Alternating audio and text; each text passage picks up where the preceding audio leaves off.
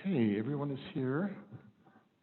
Aaron, are we online? Okay, and we are live. Thank you for those in attendance. Appreciate you being here, and thank you for those who are online and attending. If you have questions or comments during unscheduled public appearances, if you're online, just go ahead and type in the comment section. We monitor those as well. So let's, without further ado, get started. Our invocation will be given by Council Member Kim Lordella, followed by Timothy Ball, who will lead us in the Pledge of Allegiance.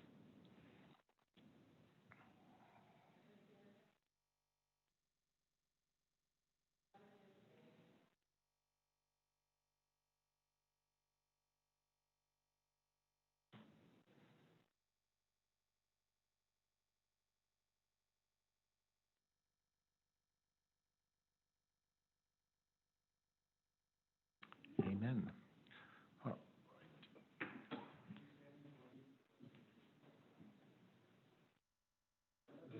To the flag of the United States of America and to the republic for which it stands, one nation, under God, indivisible, with liberty and justice for all.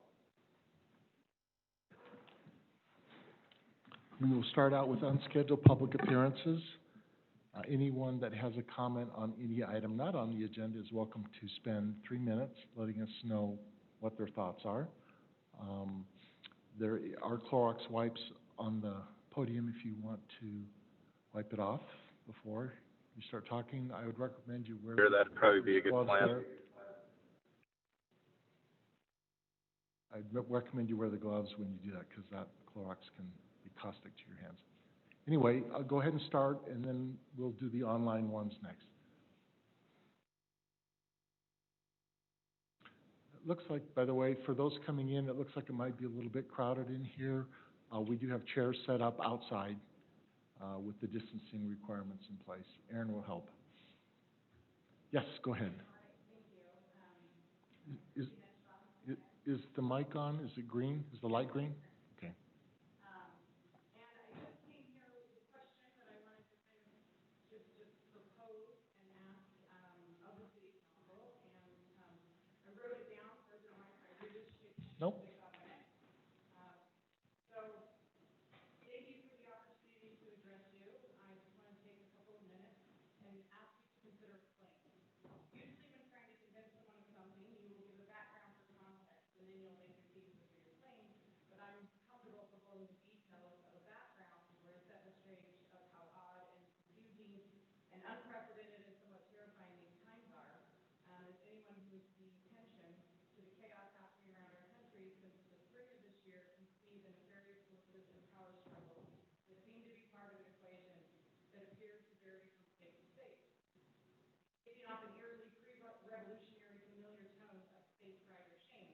Very strange use of things like I'm a Virginian. Now, it's like I'm in California or I'm a South Dakotaian, which, means something right now.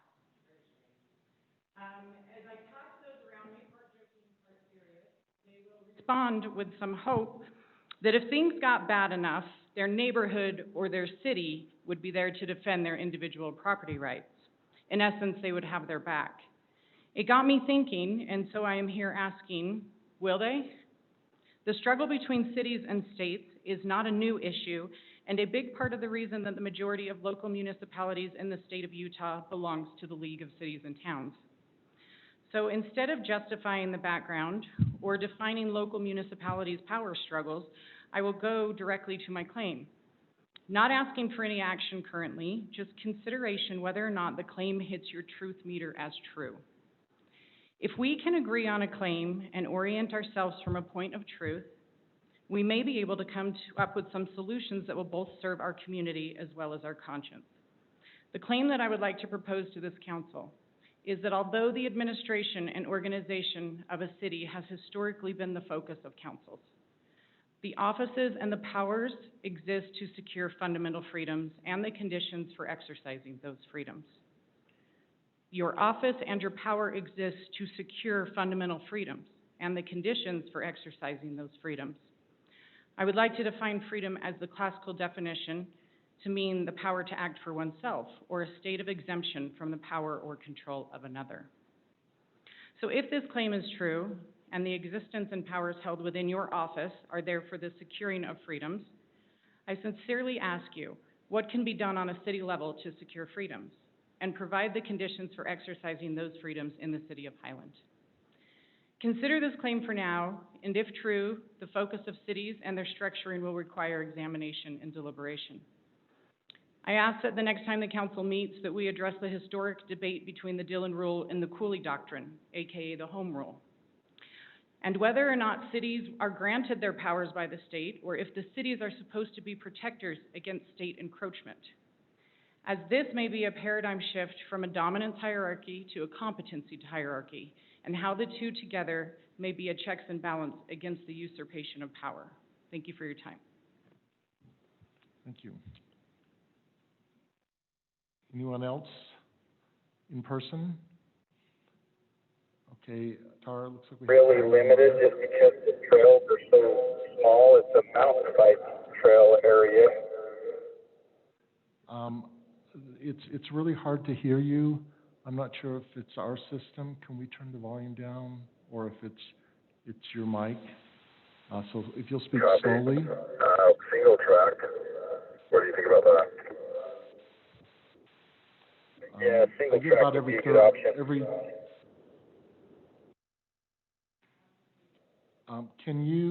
Could you write that down for us, like on YouTube Live, and we'll read it? It's just, I'm getting about every other word. I don't know about the rest of you.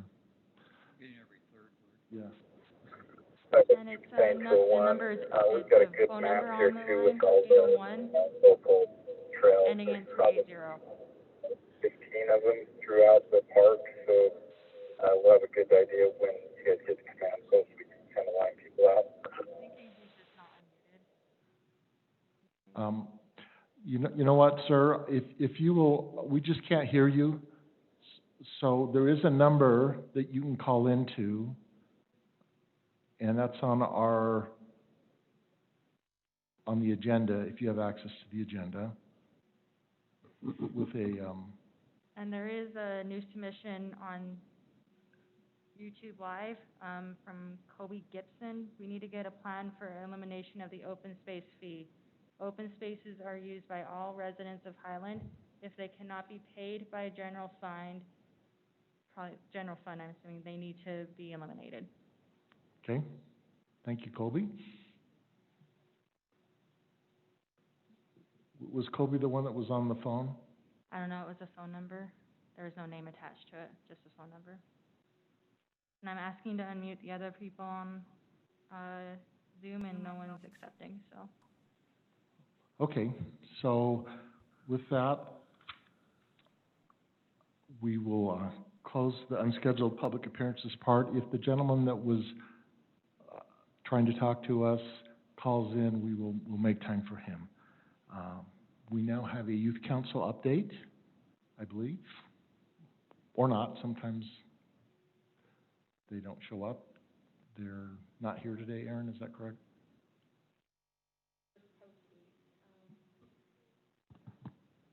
I don't see, sorry to insult the audience here, I don't see anybody that's particularly youthful.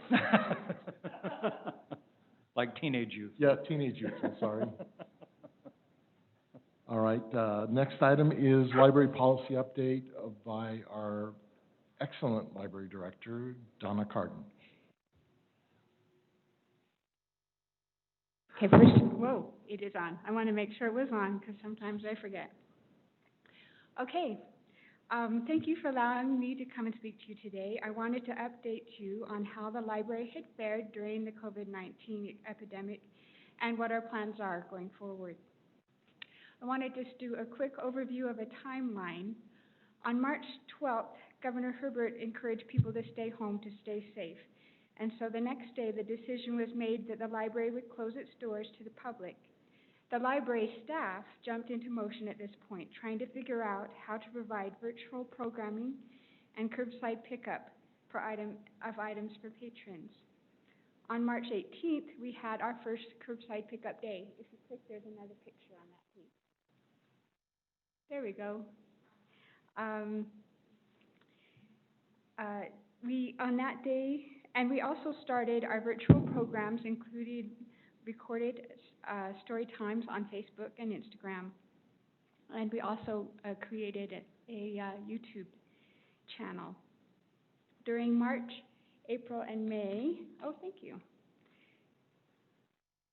I haven't practiced with this, but hopefully I'll get it right. With March, April, and May, we provided curbside pickups on Thursdays. Let's see. Erin is. There we go. And during those months, we distributed over 2,000 items to over 400 patrons. We also posted 18 video story times and created 18 virtual science-based programs for school-aged children. Actually, I want to go back.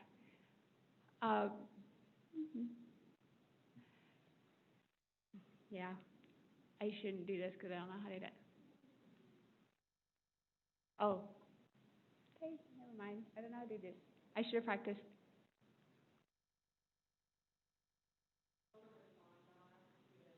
There we go. No, I lost it again. There we go.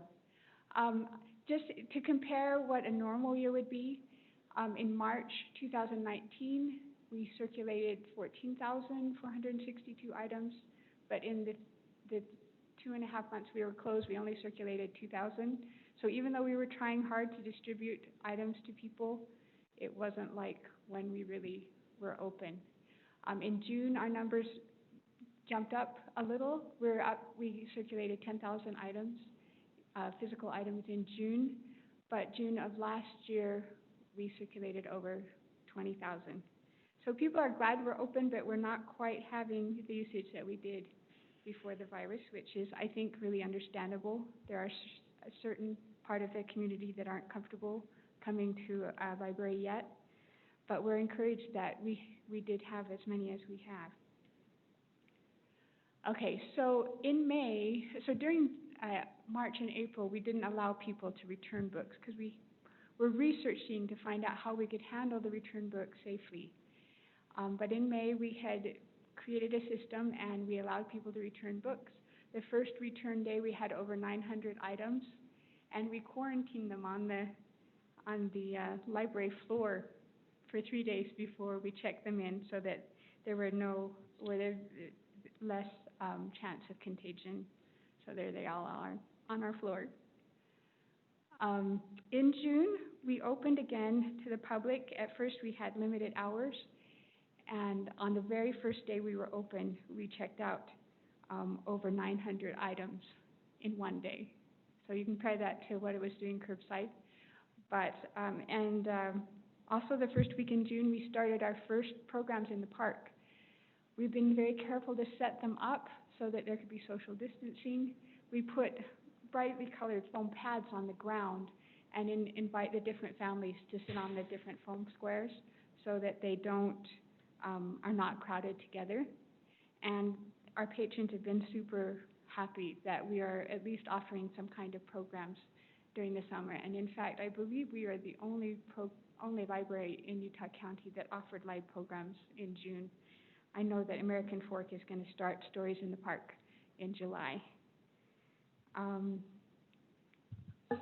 We're halfway through our summer reading program. I had our registrations online. As you can see, again, our numbers aren't quite up to what they were last year. We had 1,056 people register this year. We've had almost 500. I'm hoping to get to 500 soon. But still, we're pleased considering the situation that we've had that much participation. Part of our attempts to keep everything socially distanced is that we're offering our reading incentives through these machines, these little candy machines, so that the kids can get their own prizes. They don't have to come up to a librarian to get a prize. And we have little alcohol wipes so they can wipe off between uses. And the kids really liked it. They really like getting the things out of the machines.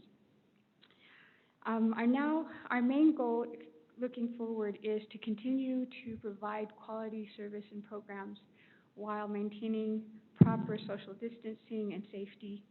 We have a wizard theme party coming up at the end of July as part of the Highland Swing that we've carefully engineered to promote social distancing.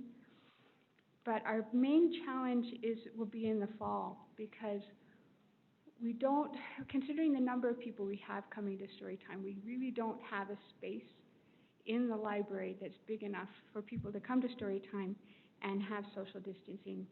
So we are looking into scheduling this room for Storytimes in the fall, but we know that that will occasionally conflict with the city's general use of this space. Next, that's the last one. So looking forward for library services in Highland in the future, we need to look into getting more space for both programs and material. This is becoming increasingly urgent.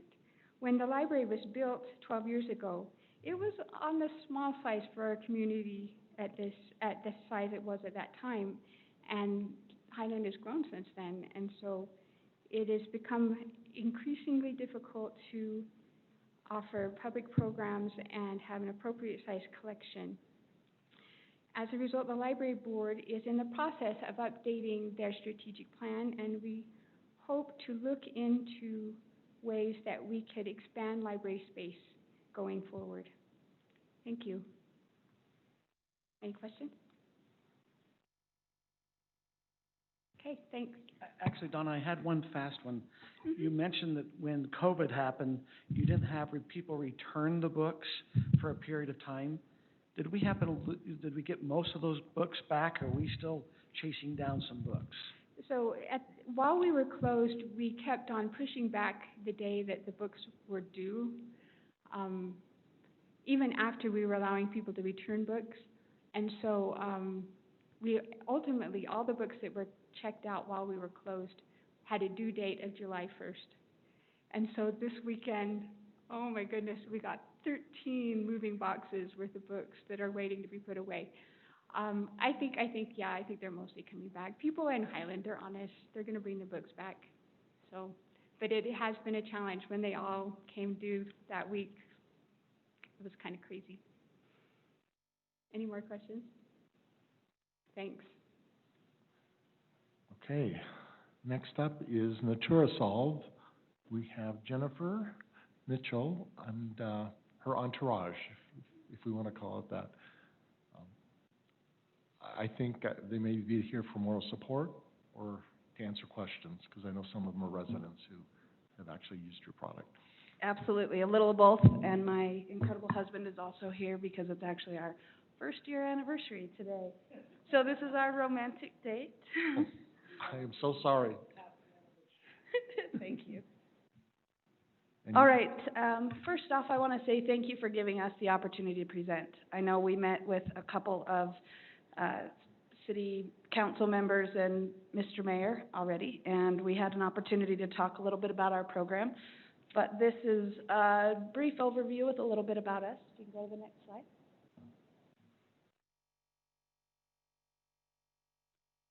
Okay. All right, NatraSolve is a Utah-based company, and we're focused on clean and sustainable technologies and products. I'm the founder, Jennifer Mitchell, and I've been working on this for about 7 years now. David Beck, who's in the back, is a Highland resident and will help us oversee relations with the city. Brian Tarbett, also in the back, well, he's outside. He's our lead scientist, and he'll help us with application, dosing, and customization of any treatment programs. And then Trevor, my husband in the back, is logistics and support services. We've worked in water, wastewater, secondary water, oil and gas, mine site remediation, and mosquito abatement. Some of those are relevant here and some are not, but realistically, we've been doing a lot of research about the exponential environmental benefits over the past 7 years. what we're proposing here is to help to decrease water usage in Highland. Obviously, this is a pressing concern that isn't going away, and our product helps to reduce water needs by 20 to 52% on average. We also help to decrease mosquito populations for those that don't like those little guys, and help to clean up standing water. Another benefit that we'll talk a little bit about in a minute is the breakdown of organic waste products. And I hear Highland has some problems with residential filtration systems and things plugging those up. Our product is OMRI certified, and what that means is OMRI is the Organic Materials Review Institute. That's a national institute, and we're also certified organic in multiple states as well. Some of the specifics about our product, if we can go back one, there we go. The core formulation of this product was actually invented about 52 years ago from two brothers that were working for Italy's really poor soil. They had similar problems as we do in Utah with soils that have been over-treated and already don't have a lot of moisture. And so this helped to just become a soil conditioner, if you will. Now, our team has been, and specifically Brian in the back, has been working with us to customize and to expand on our treatment opportunities. And we have a core product that's non-genetically modified, 100% natural, and it is a bacteria and enzyme blend. And so what that means is in our environment, we have bacteria that's good for the environment. And when we apply chemicals and fertilizers and different treatments, what happens is we kill all those healthy bacteria, and it depletes the soil and the water around us. And so our products help to provide those naturally occurring bacteria back into the water and back into the soil, and therefore decreasing the amount of water that's needed to treat plants. We help to increase the overall health and output, if you will, of plants. It's also 100% environmentally safe. You can eat it. We don't recommend it, but it doesn't have any bad side effects. Right here, what you're seeing is some really strange looking materials, but these are plugs. The one on the left is side by side of soil that was treated versus untreated over the course of 1 year. We did a total of 3 sprays. At the top, you can see there's no organic matter whatsoever in that plug, and the one on the bottom had grown to about 1 inch or so. The same soil in June of this year is on the right, and that shows you all the way down to the bottom was a fine, fluffy, organic matter, and this is in the same treatment area. Here's a few benefits that the product itself provides. We improve overall plant health, like I mentioned. We extend growing seasons. We improve water and nutrient uptake in plants. And what that means is when you give a plant a fertilizer to add nutrients to it, the plant can only take up so much of those nutrients because of the chemicals involved. Our bacteria helps to break those materials down into material that the plant can more readily uptake. We produce better tasting fruits and vegetables, hands down. We naturally enhance resistance to insect and disease because you have a stronger plant. We improve resistance to cold, shelf life, and a couple of other really great things at the bottom with the long words. We have gotten this product EPA certified for all ground and water discharge, and so we're proposing to dose the holding pond within Highland that would then be distributed to all residents through your existing systems. Now, like I mentioned before, it's completely environmentally safe. It's kid and pet safe, non-toxic. You don't need any special handling or permits required. Some examples so you know that we're not just starting out and testing the waters with Highland. We've worked with Utilities Inc. in the past, which is one of the largest nationwide utilities management companies. Riverton City on their secondary water and parks department. Pahrump, Nevada on their city's wastewater treatment plant. We've also worked with Azure Standard and All American Sod, who are some of our great clients right now, and they have rather large swaths of land that Azure Standard is an all-organic 10,000-acre farm, And All American Sod is down in Richfield and seeing some really great results as well. They have some, water requirements and restrictions there similar to what we're experiencing up here with, increased residential use and a decrease of amount of water available for agriculture and secondary water. And then Blue Lakes Land, which is a land and agricultural development company. We've worked extensively with some other bodies and universities here in Utah to do some other really exciting tests and mosquito abatement. The side effect of using our product is a 98% plus reduction of mosquito in every treated area, which is a good side effect. The approach that we propose to take is dosing your irrigation system through the main holding pond 3 times over the remainder of the year, beginning in this month. Next year, we would propose to dose 1 time per month from April to August, with an option to treat in September and October should we feel it's necessary.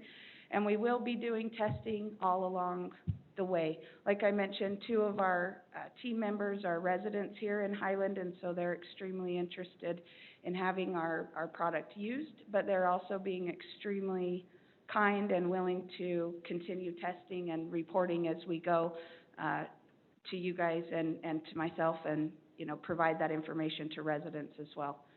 Our goals here are to reduce your water needs. Realistically, off the top, that's one of the largest things we feel we can, right out the gates, we're going to be able to say, as soon as you dose, you can cut your water use by 30%. Now, obviously, if you tell residents that, they might get a little bit nervous, and so we would like to be a part of, an educational program or some sort of materials that we could provide in order to help residents understand what we're doing and where the reductions come in. And we also are looking to reduce the fertilizer use by at least 30%. Typically, in all of our agricultural applications, we reduce fertilizer by 30% right out the gates and increase that reduction until we get to about 70% reduction from where we started. We'll also decrease the algae, the sediment, and other organic matter that plugs up your filtration systems. Here's our next steps. It's super simple. We dose in July, we test the water in the soil again, and then test the 2 consecutive months after. And then we chart all of the usage rates among residents for water at the end of this season and then the beginning of next year in spring and early summer. And that will help us to see our impact both on the local usage and also on residents' adoption of the process and pulling back their water usage. And what we've seen, even when people don't understand if you treat land and it stays green and the plants stay healthy, people tend to water less even if they don't know why they're doing it. They might not even notice. If you watered 10 minutes before and you're only out there watering 8 or 9 minutes now, you don't really notice, but obviously on a whole, that's a big change. So we would recommend that the city pull back their water by 30% and their fertilizer by 30% upon the first dose, and then we'll continue to test your water and soil to make sure everything goes according to plan. Any questions? I have some. So, can you clarify how it reduces water use? I understand when plants are green and everything, but a lot of people in the city have set times when they water different things. Sure. Are you just going to educate them, don't water as much because your plants are going to be greener? I just don't understand how we're going to decrease water usage dramatically in a year or so. Sure. Well, first off, when you start dosing in the product, because it's a naturally occurring bacteria, they tend to create colonies, if you will. So when we treat your soil now, the first treatment, they're going to begin to grow. And all bacteria has a natural growth curve. After about 3 days, they start really going, and 7 days, they're really exponentially growing. And so when you start dosing, the bacteria in the soil that creates that organic matter, if you could imagine the top of this table and watering it, or taking a sponge and watering it, that's the difference of our product on hard Utah clay soil as compared to treated soil. It'll increase that organic matter. You'll end up with a couple inches of nice spongy material which holds the water, and then another way to immediately reduce water is that when you have an overall healthier plant, they require less water anyway. They don't need as much in order to grow. So that reduces the need of the yards for water, but your point is well taken, Scott. Whether or not a resident chooses to adjust their water usage is something we have to work on on an Right. educational basis. But also, we control a lot of the PI use because of all the park strips and like our cemetery that we have. So we can control ourselves, and so we can cut our water usage. And if we're still green, or if our lawns get greener, that becomes another tool we can use to reinforce to residents. Say, hey, look, we cut our water usage, and we are greener than we were before. But it is going to require education, because some people, and there will be some people that won't change, right? I agree 100%. But based on saving, just for Highland alone, we spend about $22,000 a year on fertilizer costs. So if we can cut that in half at some point, we're covering a lot of the cost of this, and the city as a whole benefits. So we almost fund this with our own city's fertilizer savings while benefiting the city as a whole. So. Correct, and we really have tried to develop a program here that would be supplemental. So instead of asking for additional budget, we can find ways to cut the fertilizer budget. That's an easy one for us, because your uptake in your plants is going to increase, and all the fertilizer already on the ground is going to be maximized. And so that's how we positioned this program, is so that it wasn't an added burden, but we do understand there's going to be a need for education, which we are more than happy to do, because as a Utah native, I know this is I talked to the state hydrologists and all kind of very intelligent people in the world of water, and they all have increasing concerns with our population increasing exponentially every year. This is really one area that we have to address, and so as a company, we're very interested in continuing on a long-term program of education so that the residents adopt the processes that will help you guys to cut back on water. But off the top, definitely, the cemetery we drove by on the way in, the grass is there. You will definitely see a visual improvement very quickly. 2-3 uses, and you can see a difference in the grass. The blades get thicker, the yellowing goes away. I have a dog, a female dog, and she spots up the lawn and it goes yellow, and then prior to this product, it just ruined all the lawn. Using this product fills those in a lot faster, and the overall look of your grasses within the city will drastically change, and definitely your residents will notice a difference. My neighbor is the one that noticed a difference. He came over to be nice one day to aerate our lawn, and he came back with his plug from his lawn, and so now we treat over there too. But that part is our job. We'll be happy to test and report as often as you guys would, like, on your soil and the water. And then we can, help with some third-party polling too, to see if residents are aware of the program. And then in early next spring, come with, educational materials to help with the city adopting the program. So, that sounds very good, and, I like to garden, and I know how fertilizer and all these different things work. But the question I have, I assume you must have a patent on this bacteria mix that you use, but do we get to know what kind of bacteria are in there? I mean, people will always ask me, oh, you're putting a bunch of bacteria into our PI water, what's in there, It's funny, when you tell people I'm going to put bacteria into something, they have that natural aversion to it, which makes sense because antibacterials have done such a great job of telling us that bacterias are bad for us. As for your first comment, no, we don't have a patent on it. It's a naturally occurring process, non-genetically modified. It is considered a trade secret. The EPA has how everything is, put together. But insofar as what's in the product, yes, we have an example product in the back. There's a bottle that David has back there that has the label on it, but we do have all that information available, absolutely. So that's available if people ask us. Yeah. I have a question for you. Sorry, I'm over on this side. Social distancing. So I saw that you did Riverton City. Did you do the same program with them? And did they also see the 30% decrease in water usage and fertilizer? And how you worked with them as well? Or what were the results in working with Riverton? So Riverton was a situation where we had come up because Mayor Trent Staggs had asked if we would do some looking into their secondary water. Riverton has an extremely high salt content, and they're switching over all of their residents to their secondary water for their outdoor use, and that was a huge concern for them as their salts in the water.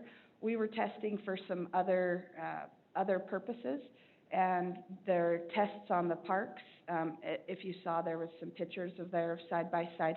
We have continued to move those conversations forward. Mayor Staggs is moving into a different political arena. Right now he's running for Salt Lake County, and so we are continuing conversations and anticipate moving a program forward with Riverton. But right now everything's kind of been stopped for the moment.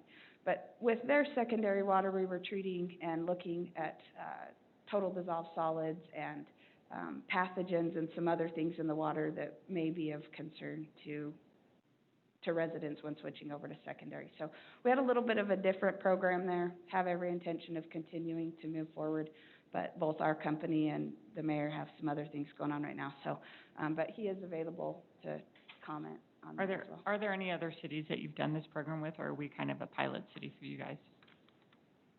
You're in no way the pilot city for this stuff. If you, originally, like I said, the product was created overseas. Italy uses it extensively in their waterways. There's, I can't remember the name of it right now, but there's a large waterway that used to just be filled with, it was like our Jordan Canal, basically, and now they've turned it into a kind of like a theme park over there. Now, over here in Utah, we do have conversations going with 3 other cities. Our focus has not, as a company, our focus has not been on residential use, because you need so little of this product because it naturally will reproduce.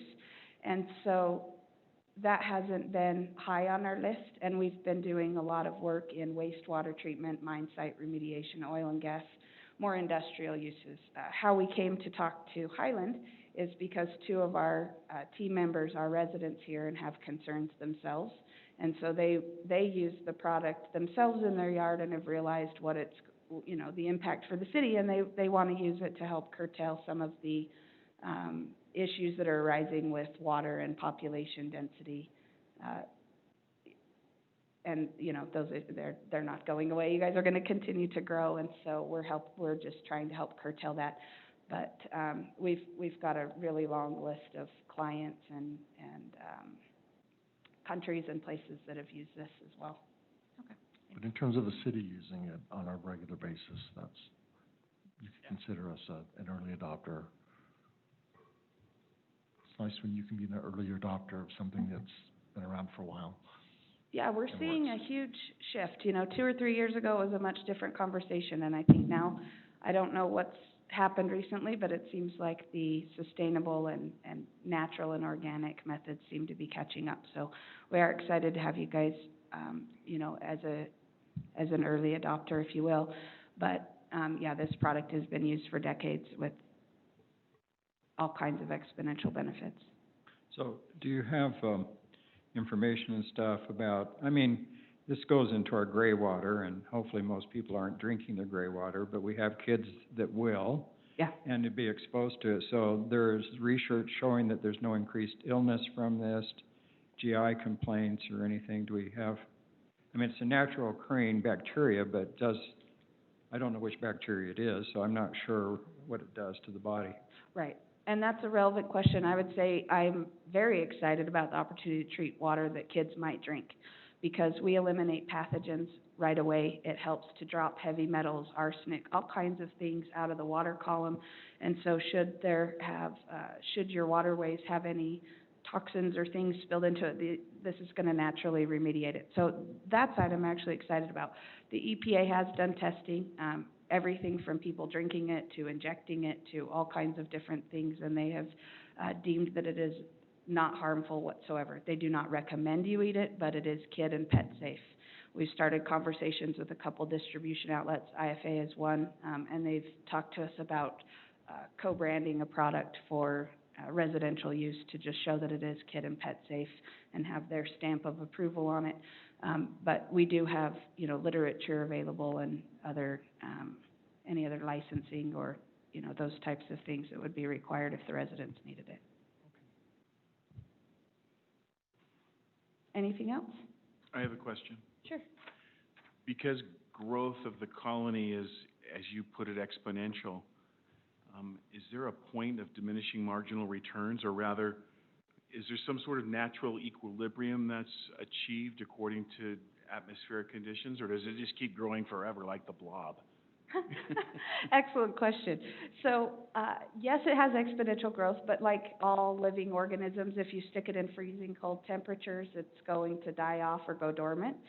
Same thing with extreme heat, but we're not really too worried about that in the environmental uses.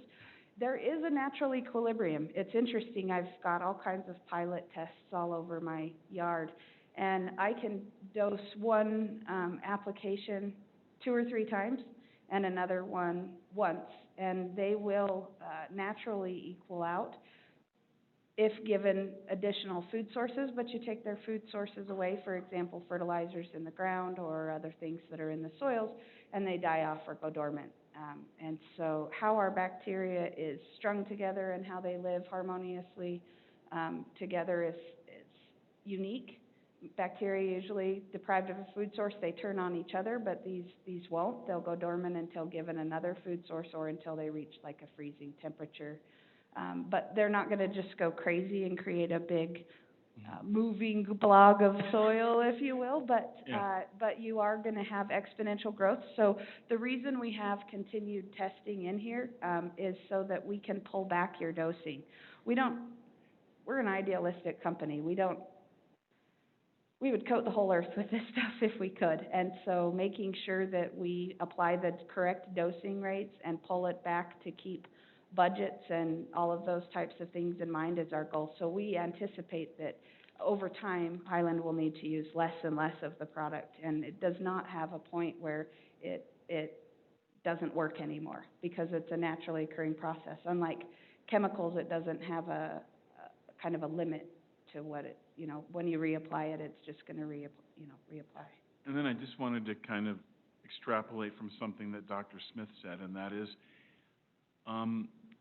there some sort of, or do you have any examples of instances in which there was a natural migration of the product into culinary water, just through soil and through other natural processes in the environment?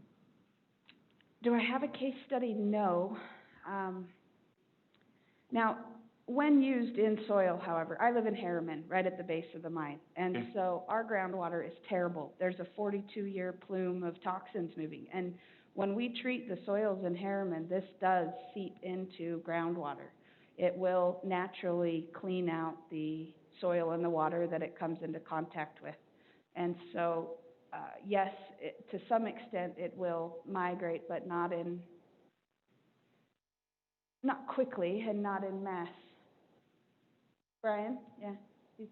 Brian, can you come up to the mic when you speak, just so that, and then state your name and... Brian Tarbett. So this is mostly about food. And so as you get deeper and deeper in the soil, there's less and less food. So the possibility of this making its way in large numbers into the groundwater sources is quite small, because we have to move through, everyone who's ever dug a hole in Highland knows that about 3 feet down, it's solid rocks. So there's very little food down there, and so the colony concentration, number of bacteria per milliliter, is going to drop off quite quickly. Okay, thank you.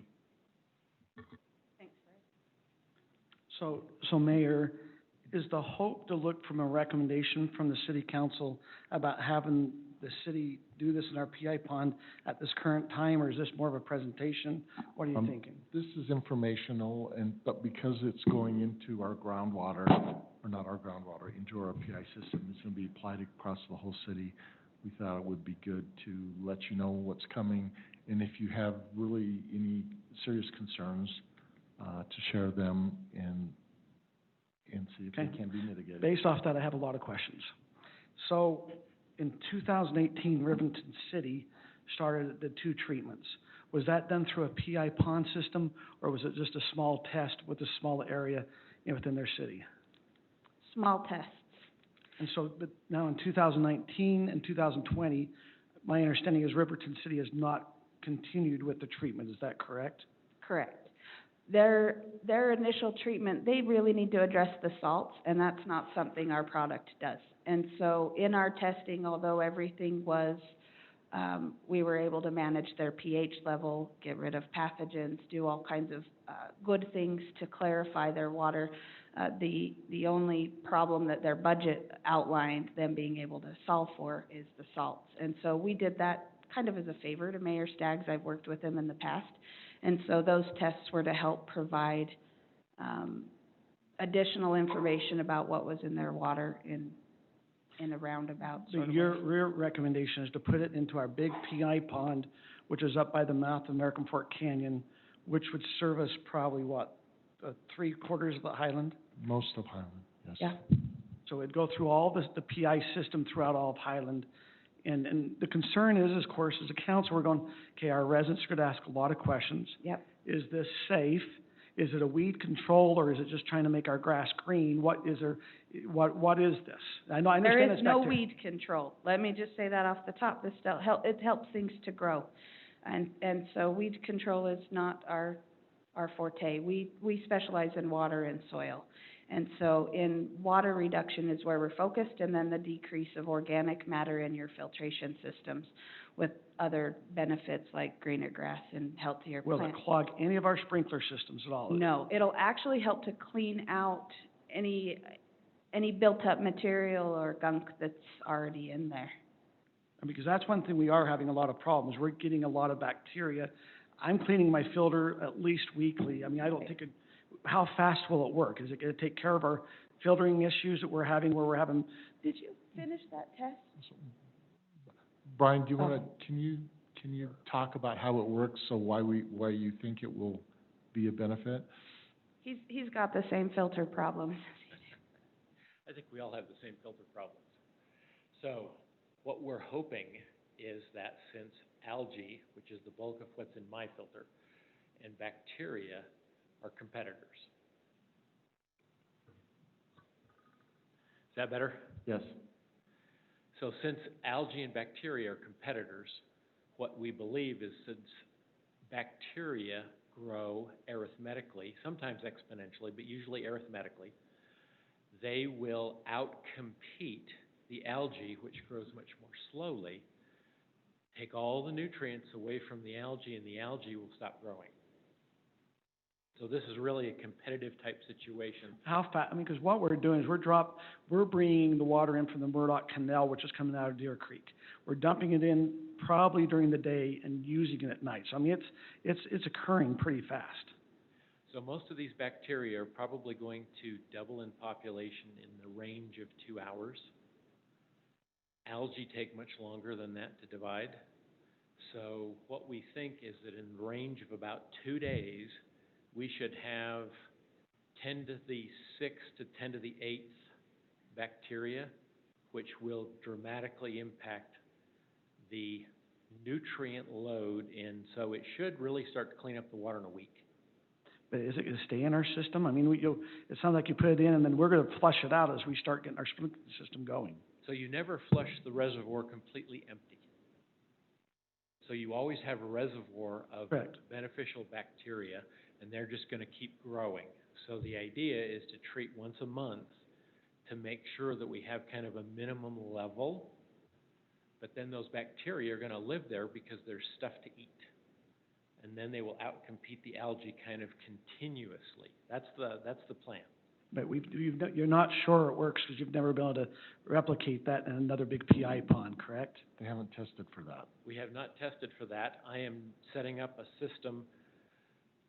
Hopefully, if we can get this put in the pond, I can just clean my filter and take some new measurements. If not, I'm going to get a a filter system attached to a pot feeder so that I can feed this into my water and watch how much longer it takes the algae to accumulate on the filter, so I can give you some numbers. And I don't know if this is for Jennifer or not.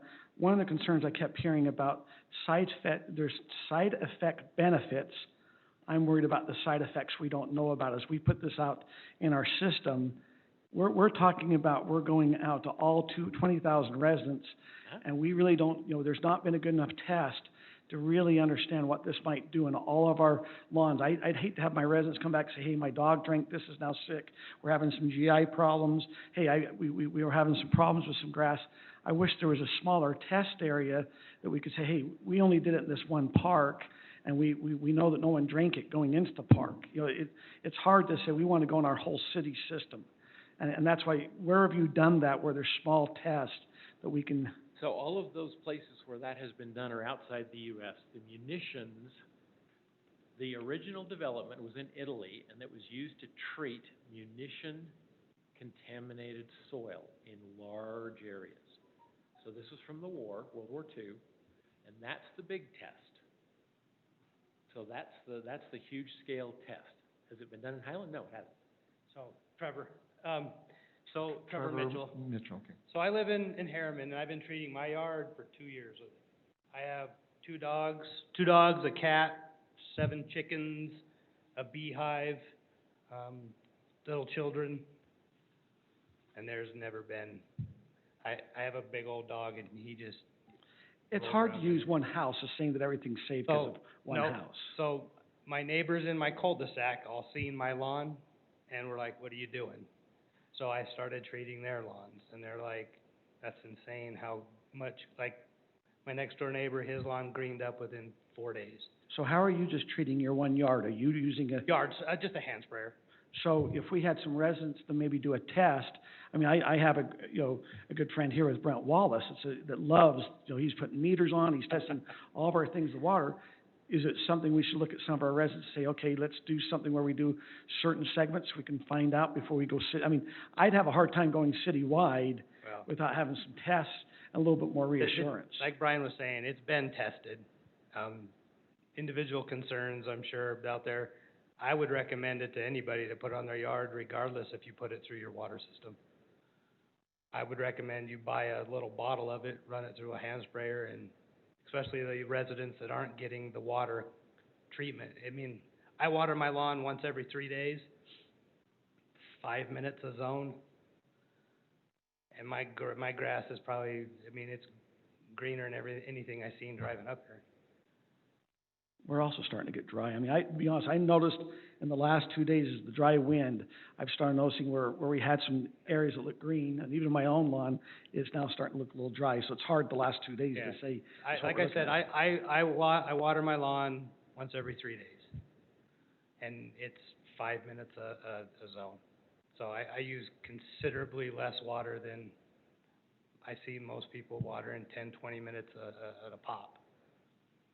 So my feedback would be I'd look for a much smaller test area in the Highland that can be controlled, where we know that the public's not drinking it or things that way, to see if what it does is work, versus going all citywide. I think there's some risk in, I don't want to, we had Sandy City that had a chlorination and some issues that way. I don't want to be the city that's also over the news that we have people with GI issues or other things without really knowing what's going on. So let me revert back to this. I would love to know what kind of test would suit your purpose, because we definitely have decades of case studies in every usage. I could provide, Pahrump, Nevada, we tested in their wastewater system, and that was for their culinary water. It's safe to drink, it's EPA certified, safe for all groundwater and river. Is Pahrump still using it? No. They were going to lose money. No, but they're using us in Florida. Utilities Inc. is a management company, and they're using us in Florida instead. In Pahrump, Nevada, they ran the risk of losing $3 million because they're a management company in equipment upgrades, because we eliminated the need for those upgrades. There's all kinds of testing that's been done, and I'm happy to, provide that insofar as providing Highland City with a case study by us hand spraying. Your residents here are not any different than residents you know, in other cities or other states, and we have clients all over. Earlier in the slides, I noted that Azure Standard is one of our customers. Azure Standard is a 10,000 acre farm, organic farm to table, and everything that they use has to be certified organic and non-harmful and not have any, you know, health side effects, because the bacteria actually works with their, the overall plant health. But you would, go I ahead. agree. I'm just surprised that you know, it appears the agriculture out there would be where you'd want it. I understand the city. The agriculture community is welcoming us open arms. I mean, That's all where I thought you'd American be. sod. Yeah, but we have two people back here that are your residents that have some pretty hefty concerns about where water usage is going from now and into the future, which is why we're here today. It's really because they're members of my team and I want them to be happy. Working in agriculture, if we go work with one resident or one city at a time, our company wouldn't make it, so we have to work with these larger farms. But we have case studies upon case studies, clients upon clients, and there's never, ever in 53 years of this product being used overseas, there's never been any health side effects. There's never been any medical cases. Saudi Arabia buys 110 tons a day, mostly to clean up their oil fields. It's part of their religious creed, if you will. But there's plenty of case studies where you could see people that have been drinking the water that is treated with no. So this health could side ask our effects. city administrator, Nathan, what sort of Parks and Rec recommending here? Are they saying they want to start putting this all, or are they, where are they at on this? We haven't discussed it specifically on, as far as their recommendation is. They did meet with our PI, guy, but we haven't, Todd and I and Josh haven't talked about it specifically yet. So the PI guy did talk with Josh about it, Yes. and he was not opposed, right? I haven't heard opposition to it. It's been, any conversations we have been in passing, they haven't been in depth, so. We would need to bring a contract to the council if you Right. choose, due to the amount. So, can I ask a question? Of course. Because the businessmen on the councils ask a lot of very pertinent health and safety questions. So as the doctor, I'm gonna ask the business question. How much does this cost us? $3,000 a month, a little bit You know, more it's than- funny because our PhD in the back is always fantastic with the budgets and the business side of things as well. We actually put together a program to drastically decrease what we would usually charge.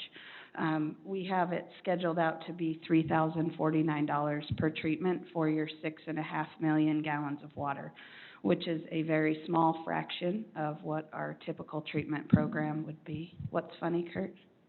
Oh, I already knew the answer. Scott, I asked some questions earlier, so I apologize. I probably should have brought that as the public questioning about that, but you are asking great questions Yeah. financially. Well, But you know even- me, I don't do my homework, so. And another thing to note is we have really good insurance companies and fantastic people to put policies into place to make sure that we respect the concerns of your residents and also address anything in terms of liability. But we haven't, I mean, I've licked the stuff off my finger because I was curious a lot of the time. And I know I probably shouldn't, but I'm a curious type, and that's how we ended up here in the first place. And so, yeah, so we have drastically dropped the cost in order to facilitate a long-term relationship with the city that two of our team members live in. But Jennifer, see what you just told, I'm just, Go ahead. you just said, I'm worried about licking it off my fingers, and I'm worried about getting it out to our residents. I was worried because I'm a business person. I build companies. That's what my background is. And when I met this product 7 years ago, I did what everybody else does. Yeah, right. Because in business, everybody's always got an angle. They've always got one spot that, you know, that's where they trick people into believing what they do. I did 7 years of research on my own dime to provide enough research and information for myself to feel comfortable. Because just like anybody else, you're curious, and even if I test it in a lab and everybody certifies it, if I don't see it and I don't feel it, I really don't know it's true. So I did, with hesitation at first, and I don't care now. there is no handling requirements. You need no gloves. There's no ingestion rules. Get it in your eyes, you're going to want to rinse it out, because it's kind of a thick, syrupy base that you dilute. It's not going to gum up your systems, but yeah, it's really actually quite an easy process. The explanation of it is much harder than the actual treatment. And I'm just being the devil's, you just said, don't put it in your eye, but you can take it down and swallow it. She's talking about the highly concentrated syrup that they use to put it in the water, not Yeah, the water outside of not afterwards. getting it in your eyes, there's no handling requirements. If you drop it on the ground, if you mix it with other materials, And there's how much do you dilute it? 1,200 to 1 water to concentrate for your application. Any other questions?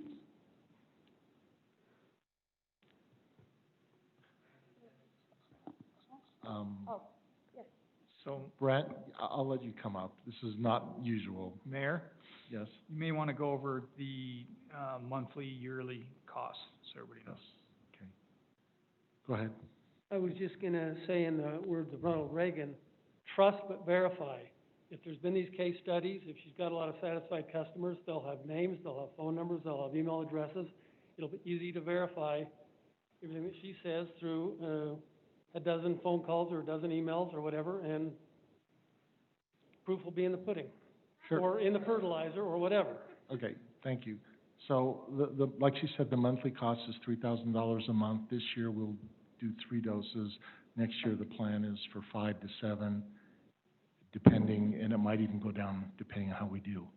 And one relevant response to this gentleman's reply is that we do have some excellent engineers that are wastewater treatment experts by national standards, and they would be available to comment extensively on this use in culinary and secondary water as well. They're out of Pennsylvania, they're not local, but they would be willing to have conversations as well. And they have a little bit more technical details about, you know, the water content and those types of things as well.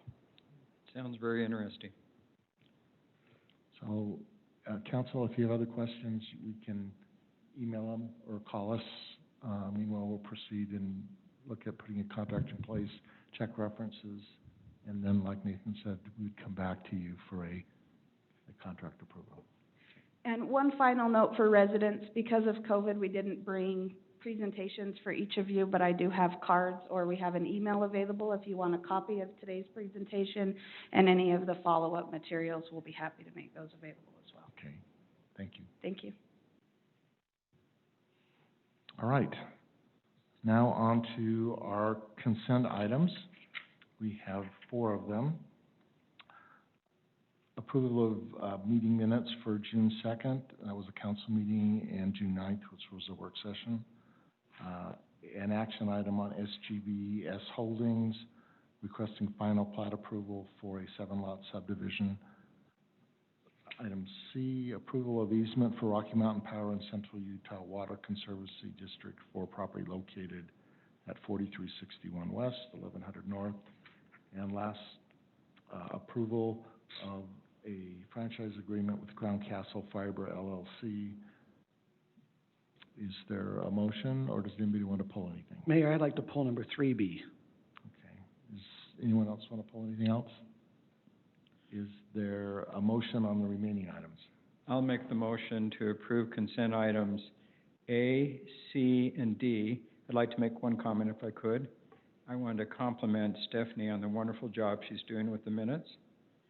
And the second comment I'd like to be on D, the franchise agreement.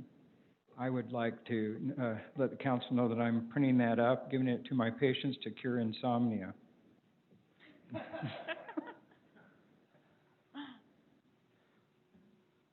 Yes. I'll second. So motion by Scott Smith, second by Kim Rodella.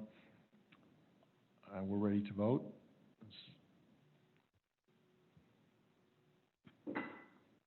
Many of you knew to council meetings, we vote electronically, mostly, when it works, which is mostly, and that passed unanimously. All right, item B. So, Mayor, the reason I pulled item number 3B is I have a concern on how many times this has changed names. And I understand it's kind of an unusual request, but it came to us as Fairfield Cove PD District. On May 19th, we changed the name of this development to Wild Rose PD So, District. just to be clear, the developer changed the name. Yeah, so it appears that the developer changed the name, and now it's before us as Wild Rose Plat B. My concern on agreeing to that name is it's very misleading. We have a subdivision that's right next to this called Wild Rose. And it appears by trying to use the name Wild Rose Plat B is that what I would appear to me is that they're trying to play off of the Wild Rose and believe that this subdivision is part of the current Wild Rose open space subdivision. And so I'm concerned about having the name go forth as Wild Rose Plat B when this really is not a Plat B of Wild Rose. I understand it's a technicality. I'm worried in the future if someone looks up, they're gonna go, oh, this is part of that subdivision. What's your proposed? That we keep the name, that what was agreed to on May 19th as Wild Rose PD District. Does anybody have any comment on that? Do you wanna make a motion on that? Yes. So I move that we approve item number 3B with the stipulations. I'm just trying to make sure we have all the findings in there, that there were findings that we approve. The City Council approves the finding, approve of the FP-20-3 requesting and approving of the plat Wild Rose PD District, subject to there would be 6 stipulations, with one of them being the name to be Wild Rose PD District. I'll second it. Been moved and seconded. Any further discussion? Ready to vote?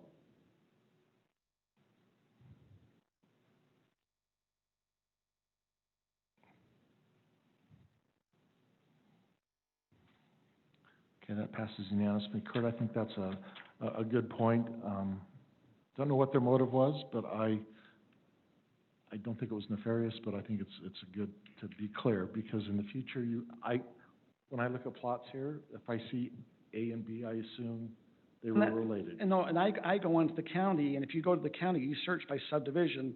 I'm trying to find data, at least that's how I do it, and that's why I was confused about being confused. So I think that was a good catch. Thank you, Kurt. All right, we have 3 open space maintenance agreements plans to be approved. I'm going to recommend to council that we let Tara go through all 3 of them together. So 4, 5, and 6, go through the presentations, then have a discussion on open space maintenance agreements, because I think there's some common issues there, and then resolve whatever those are, and then come back and then individually approve each one of them. But let's go through all the presentation. If you have questions about anything as she goes through, please ask, and then let's have a discussion. Instead of having 3 discussions, let's just have one and make our decisions that way. So thank you, Tara. Okay. Go ahead. Thank you, Mayor and members of City Council. So for your background on open space maintenance agreements, there have so far been... Tara, can I just pause you? I want to thank council. It is shortly after 8, and we're done with consent items, as opposed to last time when it was after 9. So progress. Thank you. So there, like I was saying, there have been 2 versions of open space maintenance agreements. For this one, on January 10th, 2017, the City Council amended Chapter 12.28 to only allow maintenance agreements on properties that cannot be sold. And it still requires City Council approval. For your allowed list of what can be on those properties, it's essentially not anything, no permanent structure. So grass and sprinkler systems are allowed, small vegetation, desert landscaping, curbing around the flower beds, small gardens. Temporary fencing is allowed around the garden beds, seasonally. Trees can be planted on the property as long as it doesn't interfere or encroach on any utilities or other easements on the property. And the trees and sprinkling system all still need to be approved. We usually recommend by the park superintendent. So for your example, for your not allowed list, it's decks, landscape boulders, structures or sheds, storage of personal belongings such as tools, equipment, vehicles, or trailers, any improvement which restricts or limits access to the property, so, fencing would also fall underneath that, permanent fencing.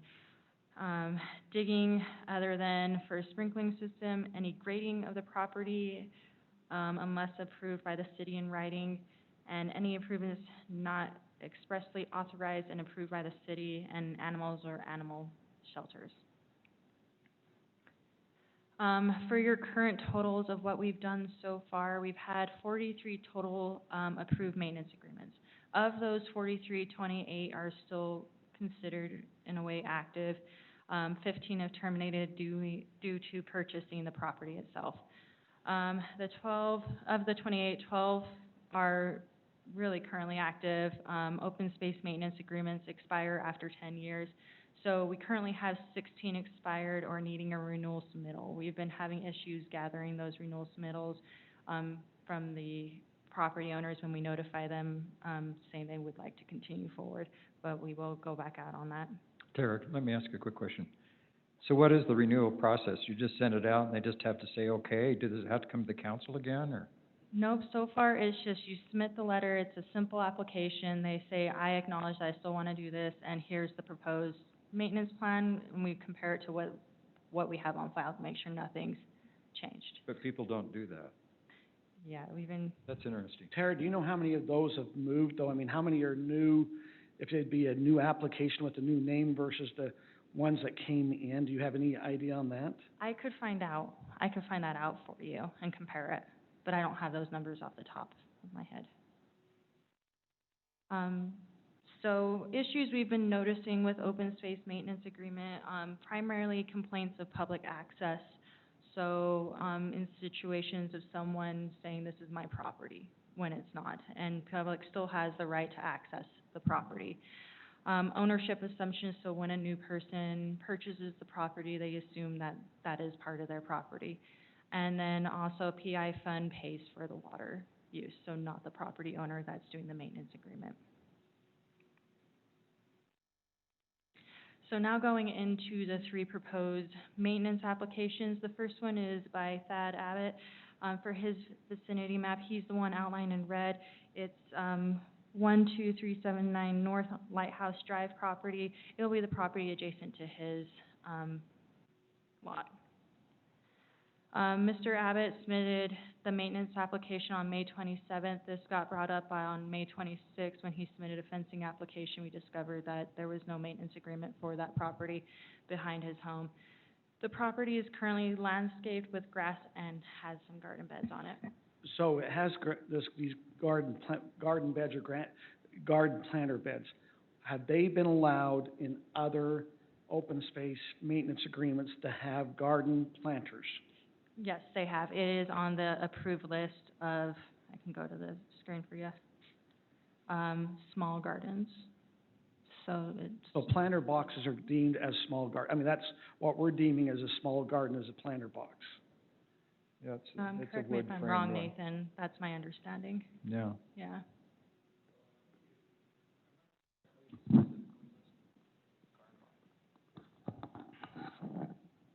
If I remember correctly, it was specifically listed as something that they could do.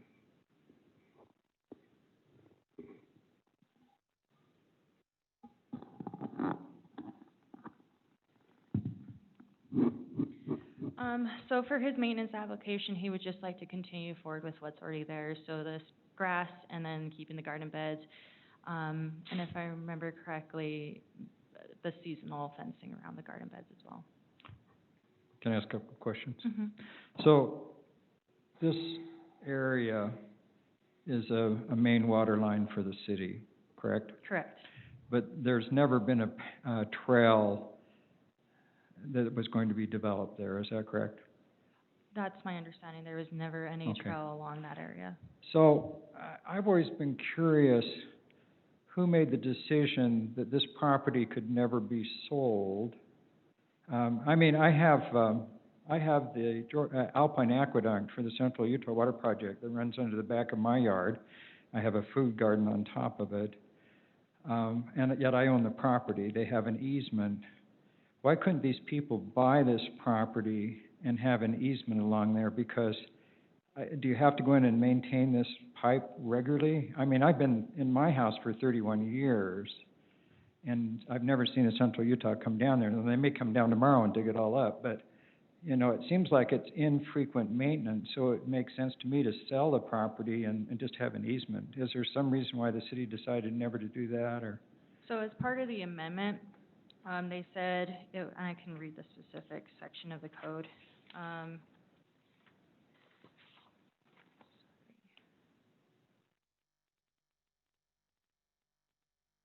I can find it in a second, sorry. Well, I'm just curious why on water lines or these main things, we decided to keep ownership rather than to just have an easement.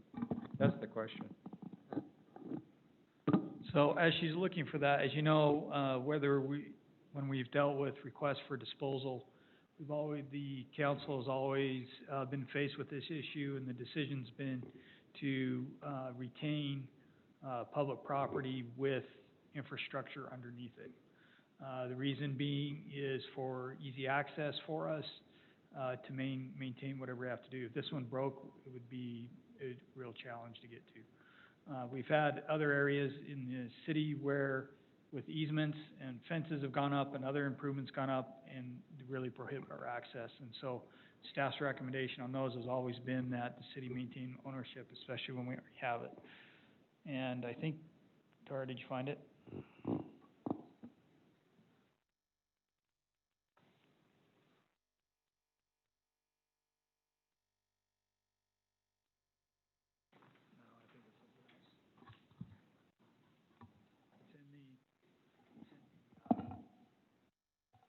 I'll find it. It's actually in this section about disposal. So it is, what Nathan said is accurate. This council in the past has not opted to sell land that has infrastructure on it, under it. It doesn't mean that a new council couldn't, but it's always been staff recommendation if we have infrastructure to return ownership, because it eliminates problems where residents create fences when they shouldn't, which an easement would have that restriction, no permanent structures. But that's a council choice. Sure. So it would be, if we want to proceed on that, it would have to be a different meeting. Well, I just wonder how you're going to access this unless you go through people's yards anyway. But I haven't worked the full corridor to know, but in this case, there's see that red box?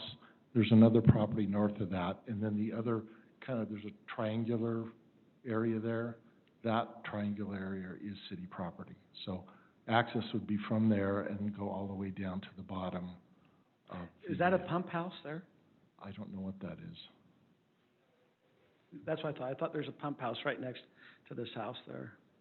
So that's city property, and the access would be through that and then straight down. So a question I have is in this, and I know we're going to vote, but just some questions about the seasonal fencing. Because, Tara, you mentioned that this applicant would like to also possibly put up seasonal fencing. I find the seasonal fencing is also, it's conflicting with saying that we need to make sure it's open to public access, but we're allowing fencing, and that's one of the reasons that our public, utilities is saying, hey, they want to keep it so we don't have fencing. But yet in this maintenance agreement, we're saying that they can have seasonal fencing. So it seems like we're having conflict even amongst the open space maintenance agreement. Can I ask you a question? What do you mean by public? So is the public, the city coming in and fixing the pipe? Because this isn't opened. I mean, why would people walk along here? If residents wanted to really walk along here, this is city property. True, but are we going to put a trail there? I just don't know why people would wander through everybody's backyard. No, but it's part of the open space maintenance agreement. It says fencing, and she mentioned that they were considering putting fencing up. So I'm just wondering why the council, now it appeared in 2010, fencing wasn't there, but in 2017, it was added to the wording to be able to put seasonal fencing. Has there been problems with those putting up seasonal fencing? Have we had issues when when our utility or PI department or our sewer, have they come across where they're having problems with these temporary fences? None that I've received. I don't know if you have. We can verify that, but from my code enforcement standpoint, I haven't received any complaints on that. So the seasonal fencing, let me, just to be clear, would be, in the case of a planter box, putting the fencing either inside or just outside the planter box, is that correct? Yeah, it's not a permanent fencing. But Not- it's restricted to the garden area. Garden box, yeah. Which is, if it's a planter box, you've already got a little bit of separation from the ground, right? So you're talking about keeping the deer out and things. Yeah, Is that so what they you're- want to do it for the Yes. deer. And maybe neighbors. Yeah, what if you want to keep the neighbors out? No, and that's a concern, is keeping off people off the, and with this one, like you said, Scott, this one's probably behind a home. You're not gonna have a lot of people walking back there. It's not gonna be a trail. If it's gonna be a You know, trail, yeah. And I don't want to steal away from, Councilmember Rodella, but one question when we were visiting about some of the open space, if they're growing a garden in an open space area that's city property, is the fruit and vegetables available for the residents to go grab? I just wanted to know if I could go partake or not of those vegetables, since my garden's not doing well.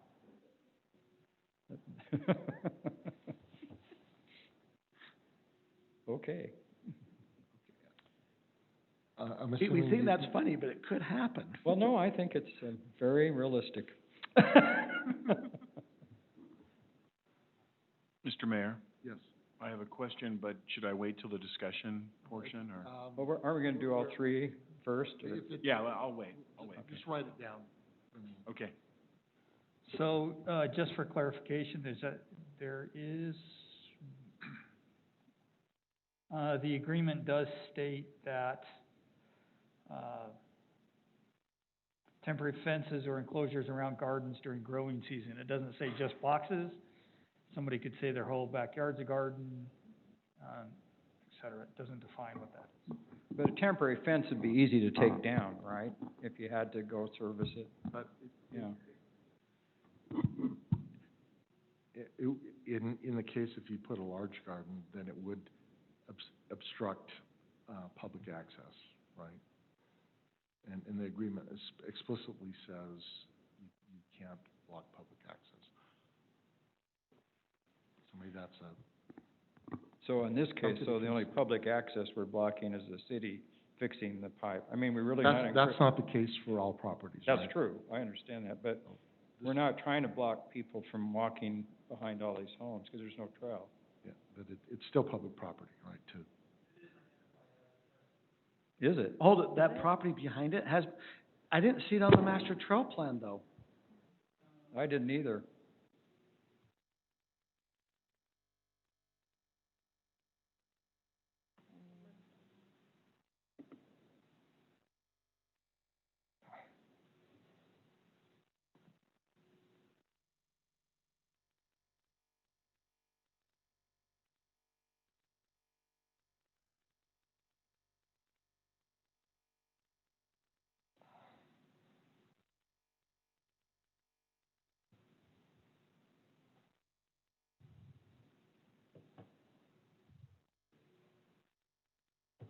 Yeah, we gotta look at that, because I've never seen it listed as a trail.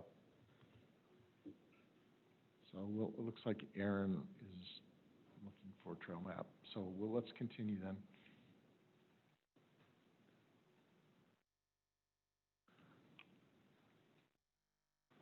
Looks like it's, the main road.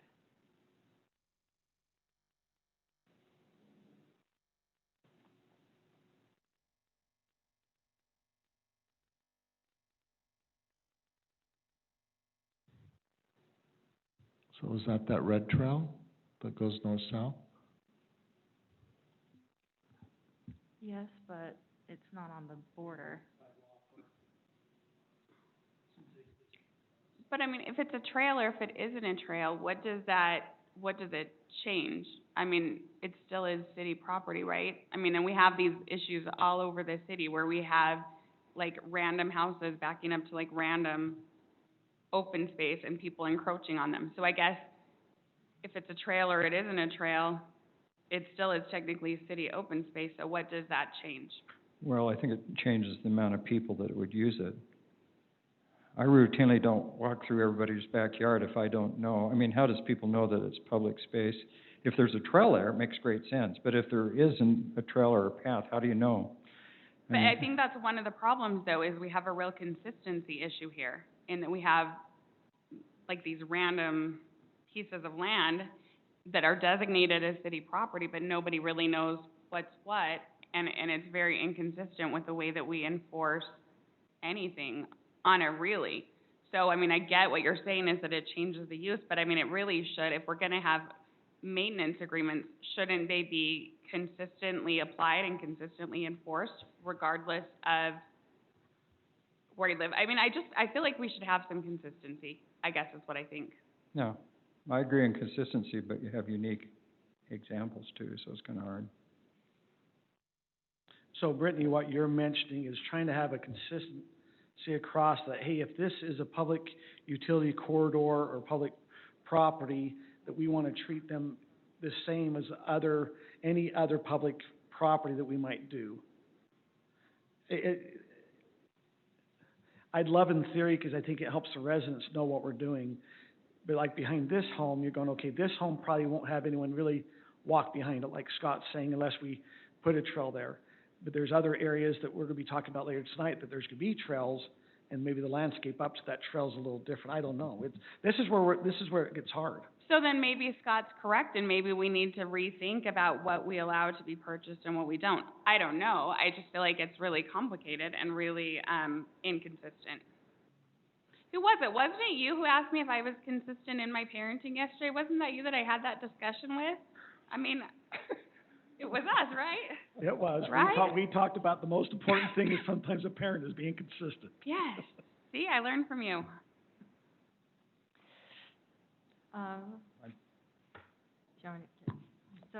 For citizen participation, we mailed to property owners within 250 feet on June 22nd. I haven't received any written correspondence on that. For your recommendation, I move that the city council authorize staff to execute an open space maintenance agreement with Thad Abbott, subject to the following two stipulations. All improvements shall comply with the plan proposed May 26, 2020, and no trees are permitted in the open space. The reason for that is due to the water line.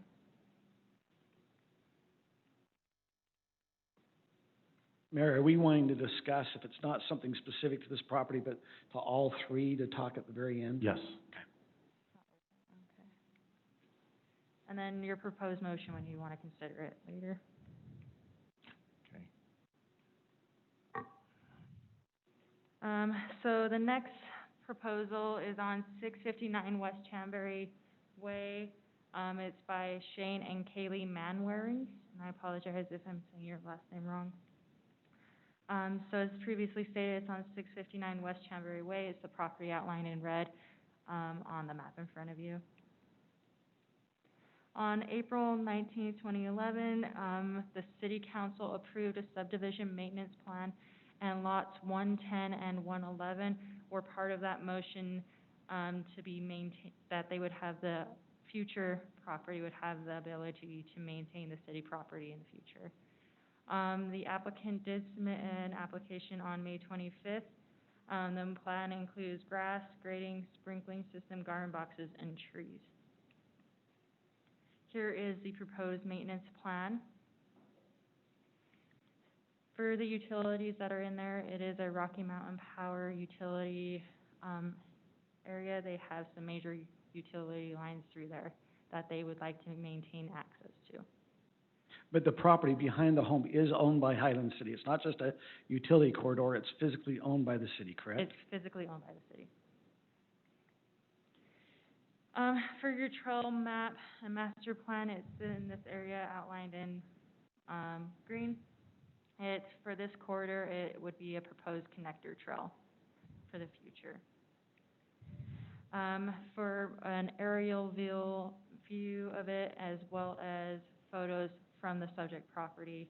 The first one, the dotted green lines demonstrate why we would need to put the trail in that section. The red box, you will see a kind of a decrease in the hill going.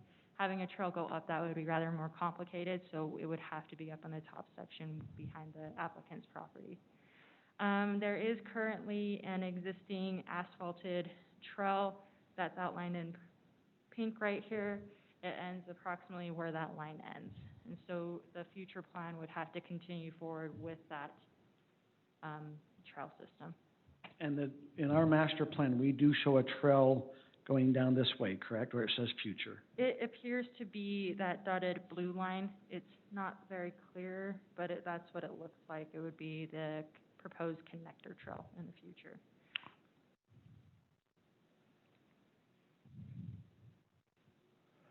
But there's questions whether we know if that's true. I worked on this quite a while, 10 years ago. I don't remember there being a connector trail there. But that doesn't mean I'm remembering things, but it seems like you're a little hesitant. I'll tell you the reason why I would say yes, is there's curb cuts. So you come out of the park, the trail comes right there to an area. As you go across, there's curb cuts already in place, where it looks like the city was planning to have the trail go across the road and go up that. That's the only assumption I'm making, is because they've already put curb cuts, which would mean that's where you're trying to access. And it's across the way from where there's a current trail. So if you go back to the map, the future, connector trail, is actually a dash line. And so we're saying that that's what you're seeing is the dash line. Okay. So the gap is because of the Because gap of the dash dash. line. Because there's one on the right side and there's one on the left side. So let me just ask a quick question. So Councilman Osler is saying that there's curb cuts for this trail. So That's correct. The partially built trail in the purple coming up to Highland Vista, there's no curb cut there. And yet we know there's going to be a trail there for sure because it's partially built. So how do we make our decisions on curb cuts? I guess I'm confused. Because there's certainly not one on Highland Vista. When this was built in the early 2000s, who knows? Right. But Highland Vista wasn't that recently connected there? Highland Vista? Now, Highland Vista just hooks right into Chambray. That's where the Lamars live. And the purple trail goes right up to there, and it's... Beacon Hills Plat G. If you look on the east side of that, it was, so this property wasn't included in this plat, but you look on the east side, that's where the property was sold, so you didn't have anything that goes that way. Okay. Included in lots before it was platted. Remember that one?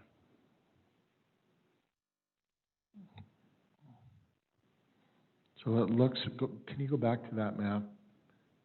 Okay, it looks like that red continues up and then goes east with a dash as a proposed Main City Trail. Is that?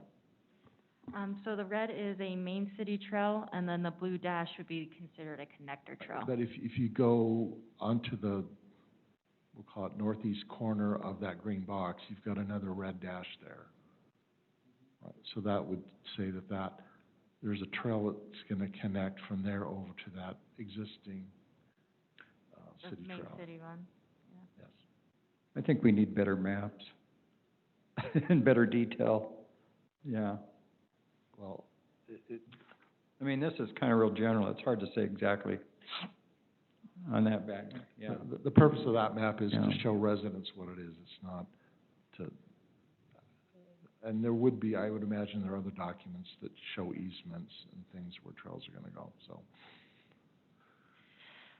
So again, for citizen participation, it was mailed on June 22nd. We have not received any specific written correspondence about this maintenance agreement for this property. And then for your proposed recommendation, we recommend 4 stipulations. The installation of the sprinklers shall be approved by the park superintendent.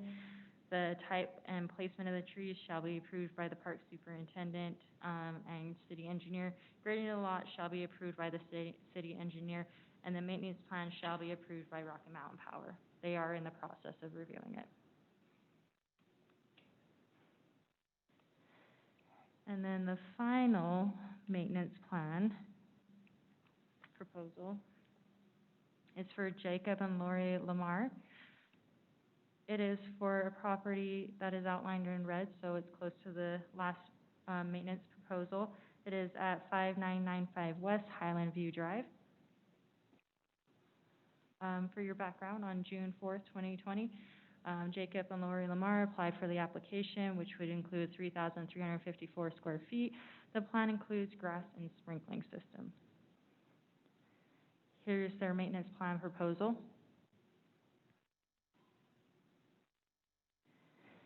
We do have a main city water line running through that property, so it is not eligible to be sold. As previously talked about, the trail map, this is just a highlight overview of it again. Just to remind you, these are the same photos for that area. They would be in that main city trail. We have received a question about the drainage pipe in this area, so we did review the area. So for the photo on the left, this is what it used to look like and what it's supposed to look like. Whereas the photo to the right, that's mainly dirt, you'll see kind of more of a hole. That's how it looks now. We are receiving bids on the piping. It could be expensive. We're not sure. We haven't received those bids as of yet. And it is the area outlined in red, the red circle on the map to the right. So how did that ground change? It was filled in By, by a resident.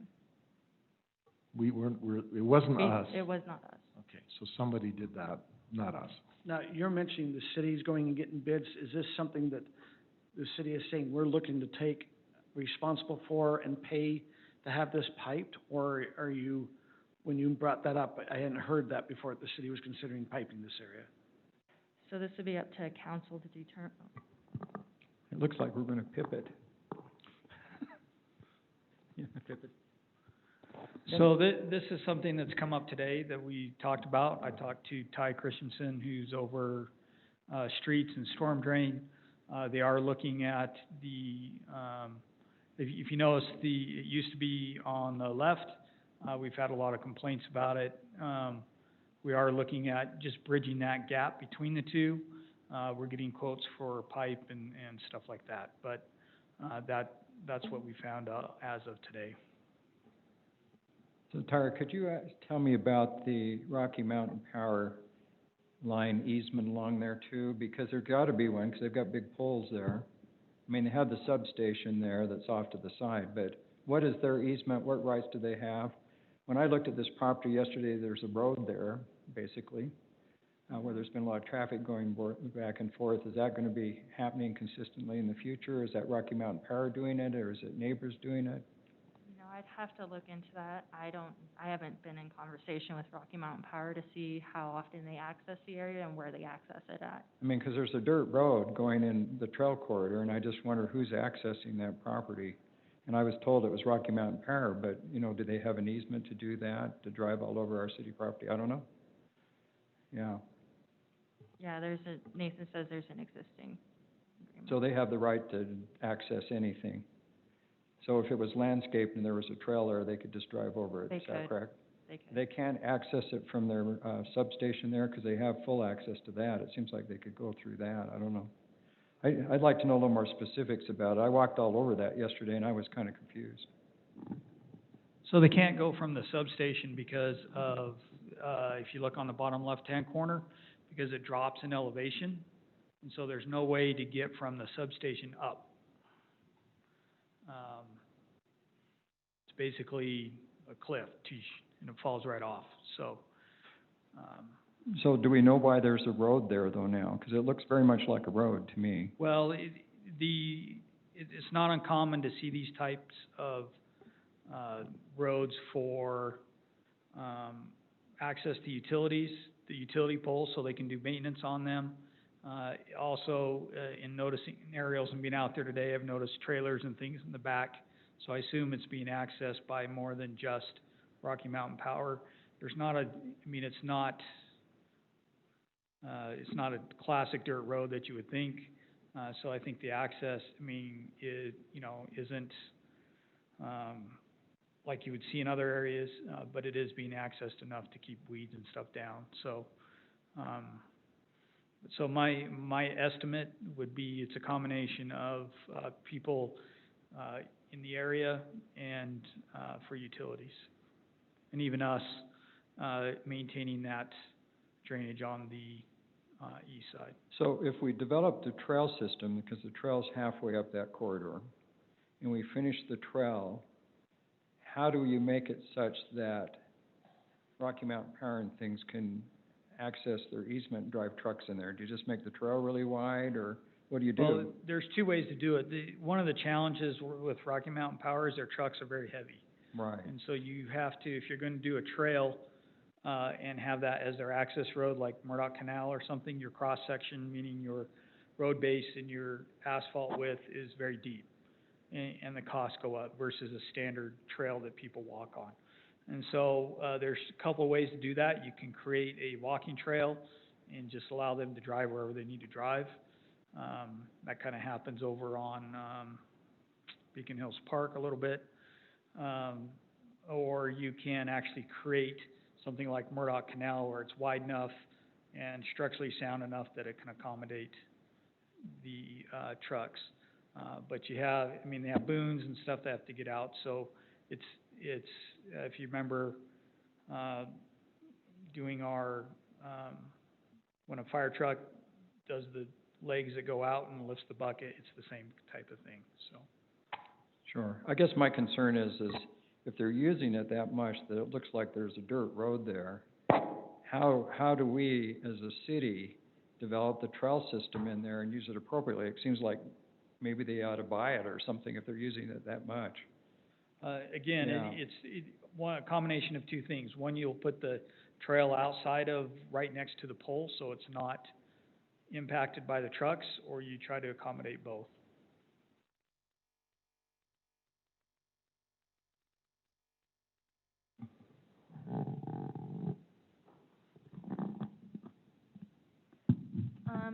So in reviewing the drainage pipe area, we've noticed that there is a section that is also piped that was not originally intended to be piped. The lower section is currently still open. The concern with that, piping, we're not sure how it was approved or if it was approved, is that it would create more runoff for the properties down below, just because it's streamlining that water down. So Tara, what you're mentioning is because it gets piped, it doesn't seek in the soil, it only gets the water moving faster, and it could cause problems for property owners further down instead of having a, if you want to say, meandering area that keeps seeping in the ground. Correct. Okay. So we did the same citizen participation. It went out June 22nd. We have received 4 not in favor written correspondence about this maintenance plan. For your recommendation, if it is approved, there are 3 stipulations recommended by staff. It shall comply with the proposal. No trees shall be permitted in the area, even though they are not proposing trees. It's just because the main water line's there. So it's for the future as well. And the sprinkling system shall be approved by the park superintendent. And then your proposed motion. And I believe the applicants are here as well to address any questions. Council, if before we start the general discussion, would you mind if we had the applicants come up and if they're interested in talking, saying, if they're not interested, they don't have to come up, but if you have something you'd like to say, feel free to come up. State your name and then My name is Thad Abbott. It's regarding the first property. And after kind of hearing the discussion that you guys have all had, I think I'd like to propose to this new council that they take special consideration for different areas, including this one that really has limited public access, and consider selling the property to the property owners. The houses that run along there, I've discussed this with most of my neighbors, and most of them would be willing and want to maintain that property. I think that you could set up, I guess, what I would call a modified maintenance plan, even with the sale of that property, with the understanding, like in other areas, this Alpine aqueduct that runs under yours, with the understanding that you may have to come and work on it, and that may cause disturbance, just like it does in other areas if the power company had to come in and work in the area. And I think that it would work well, and the property owners would understand. So that's really the only thing that I would suggest. Okay, thank you. Now, if the council goes that route, it would have to be decided on another night because it's a separate, okay.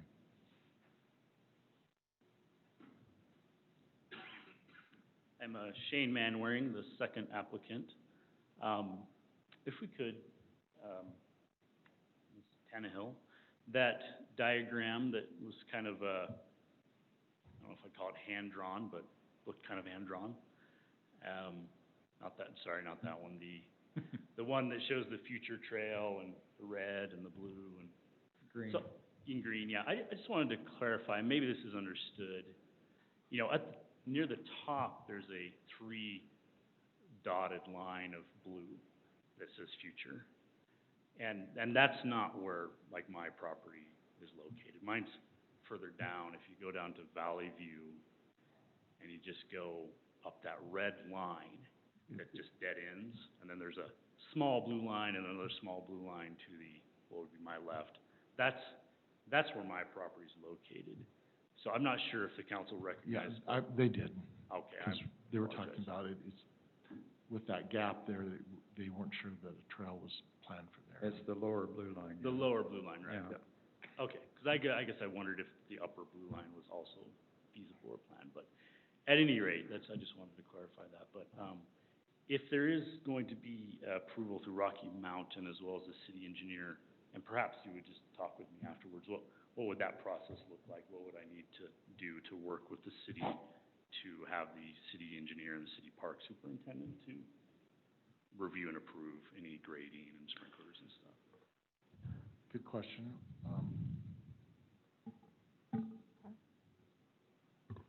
It would. Okay, yeah, we'll talk to you after about the That's specific no problem. process. So Thank on that property, is the issue the grading or is it the trees? Because they've already got trees planted along the Rocky Mountain Power area. So initial talking with Rocky Mountain Power, they want to review it because they're not sure if they want trees in there. But there are already trees along there. So I they mean, I just, walked there yesterday and there were a bunch of trees. I was surprised. yeah, so, I'm just waiting for their official decision if they're comfortable with the trees or not. They're not trees, they're evergreens, aren't they, Scott? Are they, they're Well, more I always thought evergreens were trees too. But I'm just saying, it's, but I don't think they grow, maybe they don't grow as tall, because I could think, I don't know, maybe we'll have to wait and see what Rocky Mountain Power thinks, but there is, existently behind your home, there's already some evergreen plants, trees, shrubs, whatever it might be, so. By the power Mostly station. evergreens, Yeah. but some conifers, I guess you call them. No, that is an evergreen that lose their leaves. But yeah, by I assume either by the city or by Rocky Mountain. Deciduous. Yeah. And there's a sprinkler system and stuff. Yeah. So Yeah. good point. So there is an There existing trees. sprinkling system back there? There is, the city appears to have a sprinkling system, and the lot that is adjacent to that, if that makes sense. There's actually 2 lots stacked behind ours. Both are city, it appears to me, and then there's Okay. Rocky Mountain's substation. Correct, I know it, yeah. Yeah, so yeah, the sprinklers run and water those trees there. And yeah, I mean, they're 30-foot trees or so. It seems to me, because I was on the council in 2011, that part of that master plan, there was a lot of discussion about the city putting some trees and things in there as part of the agreement. So they're already there. So I'm kind of surprised that Rocky Mountain all of a sudden decided they don't want trees anywhere. You know, maybe it's the size, I don't know. Yeah. Well, thank you. Great, thanks for your time. And I do see, Lamar's online as well, so I'll ask to unmute them. Oh, okay. My name is Jacob Lamar, homeowner of the last property that was under review. I read through the complaints that everybody submitted, and I think the major theme behind all of those complaints were that people were concerned about access. That's not at all a concern of ours. I think previously we talked about maybe the city putting in a path to access some of that property. Really our major concern with that easement is the dirt and the weeds that grow on there. I think having some grass or a path or whatever access needs to happen would resolve our concerns that we face. A couple of other things. So speaking with Ty, the engineer, that pipe that was put in on that hole was put in by the residents that live along that area to remove a ditch that I think they had there. We weren't planning on doing anything with that hole for right now. That's not part of our proposal here. We're willing to work with whatever plans you guys have as part of that. The other part of this is the sprinkler system. We were originally planning on planting the sprinklers on our side of the property and then just spraying over to the grass to keep it watered and maintained. If we do need to put sprinklers on that property, there's no concerns from our part to maintain that as well. But I think just overall, if there are concerns with people accessing the property, we don't have any problems with that or any beef with that. We're happy to open that up, whatever needs to happen. If people need to access behind their properties, or if they want to walk, if there is a path, I'm certain our family would use that as well. Good plan to have sprinklers on your property, because the heads have a much lower risk of getting broken, right? Yeah, a little easier to maintain on our property. Yes. So let me ask a question. So, I've been kind of concerned about what looks like a road there. Right. I mean, I call it one. So you wouldn't want to really grass under that and have Rocky Mountain Drive trucks over, would it? Not at all. Yeah. Our main concern is just not right having to the that road dirt there. area or something? Yep. Okay. Yep. Yeah, if people want to ride their bikes, if the people want to walk across there, I think even one of the letters mentioned a horse. We own a horse, not at this property, but we love horses, no issues there. So you want to grass up to where the road, or what looks like a road? Our goal would be to put grass on the entire easement, unless there's a path that is put in place there, then obviously we would just go to that path, however big that is, just to limit the amount of dirt. Looking at it right before I came to this meeting today, I looked out after dinner, and there was a 15 to 20 foot dust cloud that was just coming down that easement today that oftentimes ends up on our back deck, that our kids play on with water tables. So really that's our big goal. Get rid of dust. Good goal. Right, yeah. Any other questions from council members? Okay, thank you very much. Thank you. Council, it's yours. I just want to apprise you of the fact that even though this says administrative, it's not administrative in the sense that a property rights or use issue is administrative, where you have to approve if things comply. This is administrative, meaning, if you need to defer to get additional information, that can be done. That's all legal. Basically whatever you want to do is appropriate.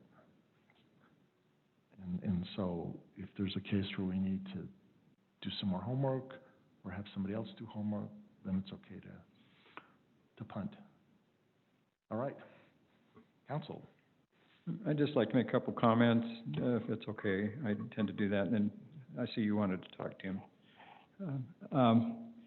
I walked all these areas last night. I think most of the council did. If you go to the first property, the Abbott's over there, property 613, and look up and down the public area, most of the houses have already landscaped that. They've done that without maintenance agreements. I'm just thinking that, if we approve this, it might be good to contact the other homeowners and say, do you want to be legal and kind of join in that? Because the thing is people really have a hard time, I think, with public property that is not maintained right behind their homes, because, sometimes they consider it a safety hazard or fire hazard or whatever. But in that particular one, it would seem like if we approve this tonight, we really probably ought to contact all the neighbors who've already landscaped and say, why don't you enter in on a maintenance agreement? So that they have a list of stipulations and know what they can and can't do. Good point, Scott. I noticed that. There are 13 properties that run along that corridor. 6 of them are landscaped. Right. Within our property. The Page fence, yeah. But that's, you took the words out of my mouth. I actually already talked to staff about doing that, so good catch. Anything else?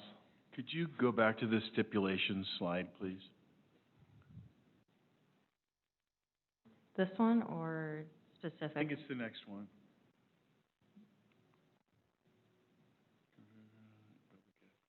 For this specific property? I know I brought this up in a text previously, but I'm concerned about the concept, and I'm not sure if this is a legal term. Maybe the attorney could assist me, but the concept of implied easements. I know there's been precedent in the past in different states, and I was actually present for one of those at a homeowners association where a resident had indicated that children had walked across a particular lot owned by the association enough times that it qualified as an implied easement, and they actually won. And they were able to take possession of that property and have this implied easement turned into a legal easement. And so my concern is that if people are improving the property, they will state that because of those improvements, they have ownership interest. And then that will open the city to liability, especially those that are just ignoring and not coming in like these individuals that are doing the right thing and trying to do it correctly.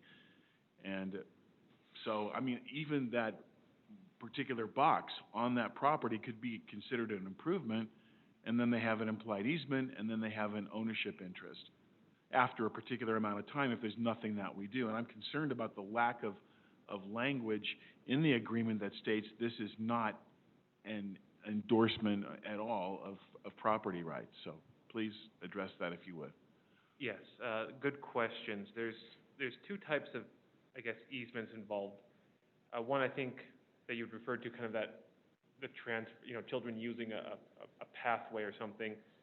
Under Utah law, you can create a public road through use over 10 years. You get a prescribed easement for a right-of-way. This would be a different circumstance because they're not being used as a right-of-way. They're just being used for the benefit of individual property owners. By and large, private property owners cannot claim any rights to property owned by a public entity that is being used for public purposes, including trails, parks, etc. Even if there's improvements on it? Correct. Okay. Yes, correct. You can't, even the improvements don't establish a claim. If it was two private property owners disputing, that could potentially do it, but Utah law says you can't do that against the government. So the city's in a kind of a protected position there. Should we put it into the language to preclude a potential lawsuit, or is it just we have that right granted by the state, and so that's unnecessary and redundant? It is a right that's very well established in law. I believe there also is a reference in the agreements that say the city is not granting any easement or any other property right to the property owner. I don't have the agreement. I saw a reference to it, but I didn't see that there was any language actually applied. Let me see if I can grab it, actually. I believe it's in the next slide. There is mention of it, but it didn't indicate if it was built into the language of the actual agreement. Public access, restricting public access complaints, ownership assumptions. Those are listed as issues, but that doesn't indicate if that's verbiage that's actually incorporated into the agreement. The agreement is pretty specific. It says that this is public property, you can restrict any access. In the agreement itself, the reason that they put those issues is that even with all that language, we have had several cases where people who had maintenance agreements on land that functioned actually as a trail, or was planned to function as a trail, have chased people away and said, you can't be on this, this is my property. So in paragraph 4 of the agreement, it talks about the rights, and it does specifically say the city is not granting any rights, and the private property owner is basically gaining some maintenance abilities, but they cannot impede the city or the public's access to the property. So I've reviewed the agreement. I'm fairly comfortable with the call out of that for the property owners. Does it reference the statute or the law? It doesn't, it's just as a contract law, but that statute is a kind of. Unnecessary. It's a But they're, background default yeah, rule. Rob, I think they're signing an agreement stating they recognize they don't have ownership. Yeah, it's more the property owner when they sign it, it's them recognizing, I acknowledge that you're not giving this to me because you're not. And It's what, kind of a belt and suspender type thing. so do we have recourse if they consistently run people off the property, for example? Because they really don't have the right to do that. Yep, normal enforcement, we can tell them they can't do that, or, if they have a maintenance agreement, that would be a breach of the agreement if they're trying to prevent the city or the public from using it, and we can revoke those rights and ask them to remove their improvements from the property. And if it turns out that we have to put some sort of an improvement to benefit the city, would that be under eminent domain, or would that? Because we still own the property, we're allowed to do that, and the agreement again still says your right to improve this is subject to the city's ability to come back and put in other improvements or a trail or what Which the would city needs impede to your do. ability to Which will add remove- to or make But improvements. asking what, Tim, what about if we go put a trail? They've improved the property, and now we go put a trail. They have a 10-year agreement for that property. Is there any conflict if we, here we have this 10-year agreement and we want to go put a trail? Do we just need to make sure that's part of the maintenance agreement, that there might be a future trail, or is that known? Or there might be a future anything. I mean, The agreement says that the city has the right to come back in and put in improvements on this property. So it's pretty broad. I think it says improvements or a trail. It leaves it open-ended for the city to come back in. what if it's a utility line, or what if it's a drainage pond, or what if it's something that was needed by the city to improve infrastructure, or? Yep, it all will be covered. And the property owner, in executing this agreement, they acknowledge that the city takes on no liability, is not responsible for compensating them for any of their improvements, they're doing it at their own risk. We're also not. I mean, not that we're they're gonna not- wanna do it. Not that we wanna do Yeah. that, but they're not paying the city to do this, and we're Right. not paying them to do it, so we're saying, you can have this right, just subject to the fact that maybe 15 years down the road, we'll have to get in there for some reason. Or 2 months Or 2 down months the from road. now. Okay. Well, Whatever the time frame is. I'm satisfied with your response, thank you. So, Rob, just a question. Yeah. Let's assume we have some residents that have encroached upon city property, are not part of a maintenance agreement, and they got a trampoline, and someone got hurt on that trampoline, and the trampoline was on city property. Do we have any liability, or because it's the city, or immune? That's a great question. Most likely, no liability.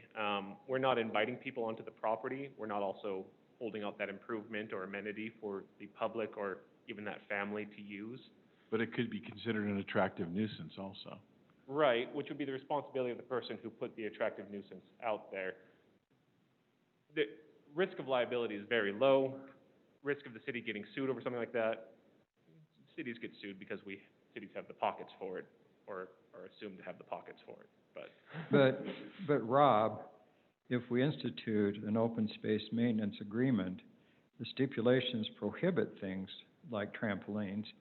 But, so that would seem to be, it'd be more protecting than if we just let people do whatever they wanted without an agreement, isn't that right? Absolutely. I mean, we'd have an agreement that says you can't do these things. Correct. If they do it, that removes our liability.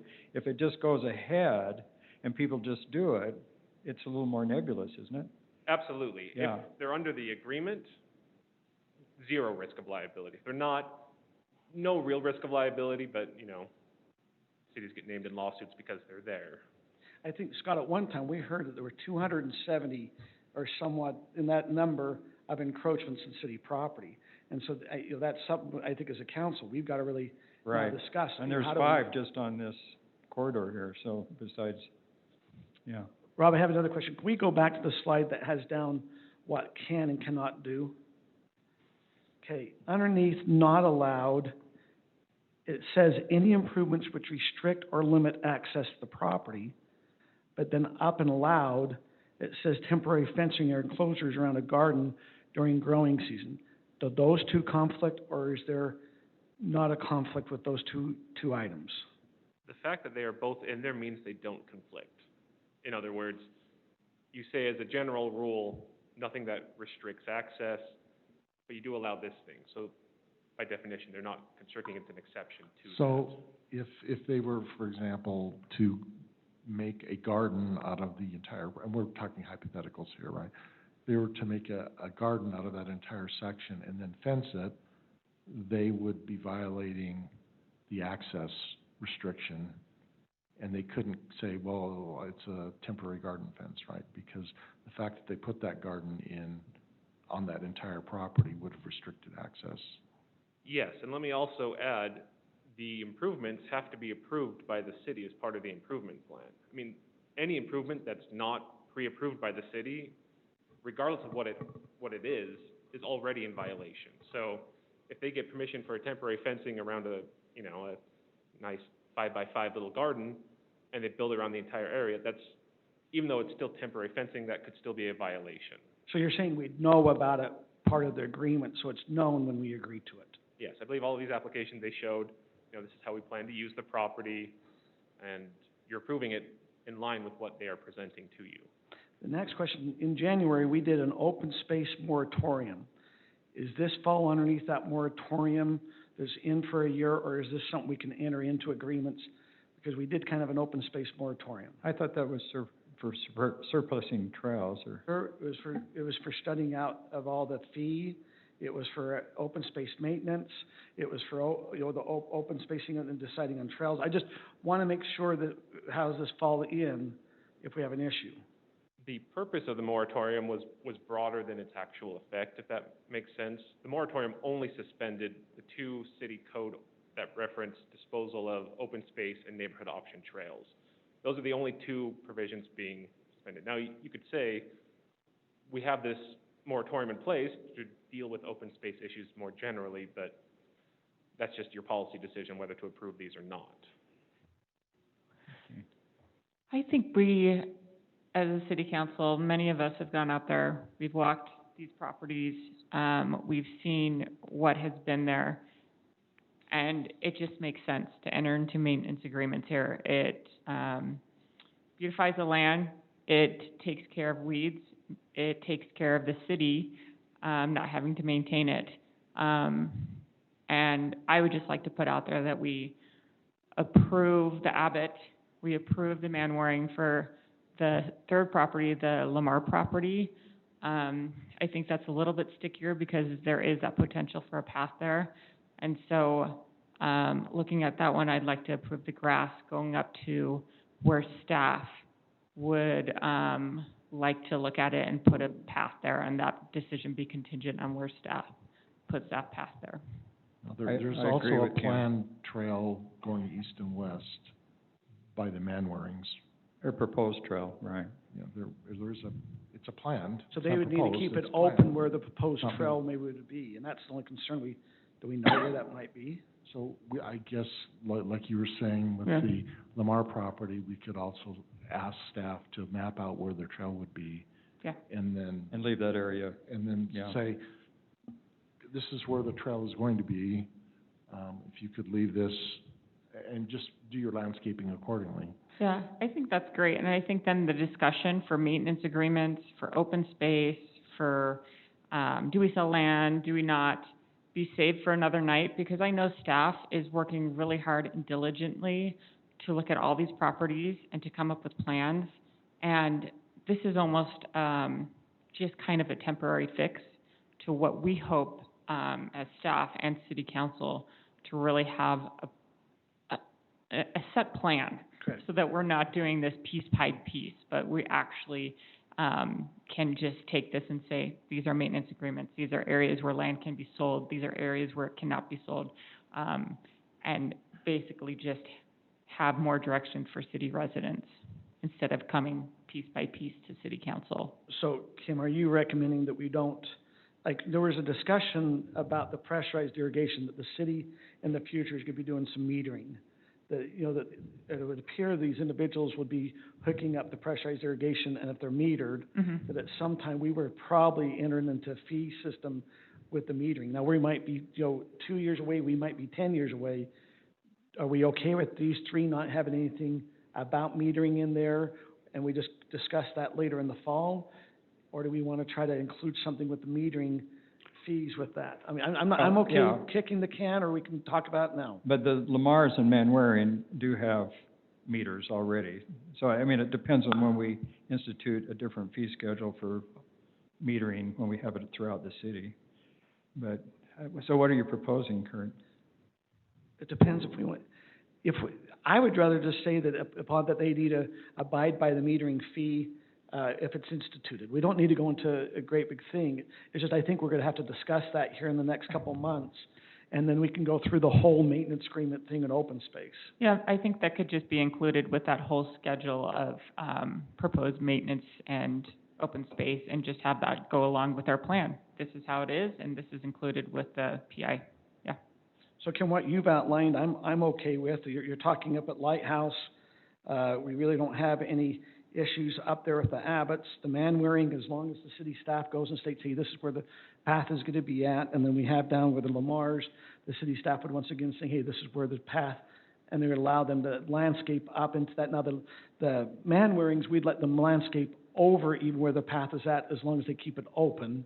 But the Lamars, we'd have them not landscape where the path would be. They could come up to, can they come up to 0 lot line? Do we want them to be 5 feet away from it? What would the staff recommend? What have we done in the past? Nathan, what have we done? How far have we let people landscape up to the trail?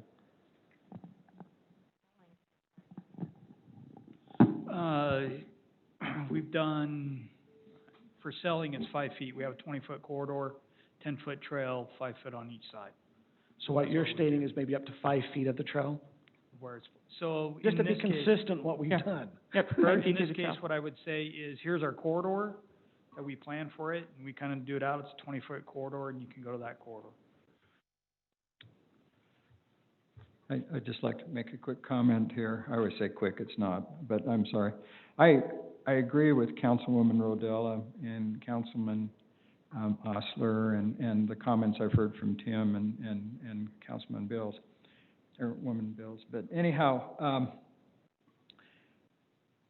I support those first two, like you've said, and different things. On the third one with the Lamars, when I walked along there, and Tim, I believe you work with the Park Committee, right, the Park and Trail Committee. I would strongly recommend that we look at that trail, because it could be a trail to the Ridgeline Elementary, and complete that trail and make it one of the priorities. It just seems like we got part of a trail there. It's in disrepair, but why not? This new neighborhood that's grown in there has a lot of children. It seems like it should become one of the priorities. I'd strongly recommend that. And I personally would be happy to kind of spearhead an effort to finish that trail, because I think it would be a great benefit to the city, and I think like the foundation and the neighbors and everyone might be able to contribute. We have money in the open space fund that's been developed from property that's been surplused. We have this new county tax. To me, it looks like it's a route to a school. So I just encourage you to work with the park committee and say, hey, let's look at that trail. I don't know if you've looked at it yet, but if you've walked that, to me, it has an exciting potential, and I would love to promote that completion. I think it's a great idea. I'd love to talk to you about it later. No, and Tim, I agree that I think we need to look at any unfinished trail area and to put some priorities. The residents aren't aware, we have about, I think it was $420,000 in the open space fee, that came from sales. We need to look and say, hey, where's the best spot, if it be an open space, wherever, if we've got to put some pavilions, bathrooms, finished trails. Maybe we work with the Highland Foundation. They might be willing to help us in certain areas, which to be, just so those that aren't aware, that Council Member Smith happens to be the founding member of the foundation and kind of the person over the foundation, so I appreciate you bringing that up, Scott. But it'd be a great project to raise money on. I think it'd be wonderful, and it's all open space neighborhoods there, so I'm just saying that. But, I agree that I think that would be a great project to work on. That looks like a trail that, I mean, it's halfway finished. It goes halfway. I think it's something we should definitely look into. I agree with, Councilman Scott about that. But I would be interested to know more about why, if Rocky Mountain Power's easement is on the north side, why we have to provide like a road or a trail that is big enough for their trucks. If their easement's on the east side, why can't they use that? I mean, is there easement on that trail? Like, because you said we have to make that path, that trail big enough for their trucks.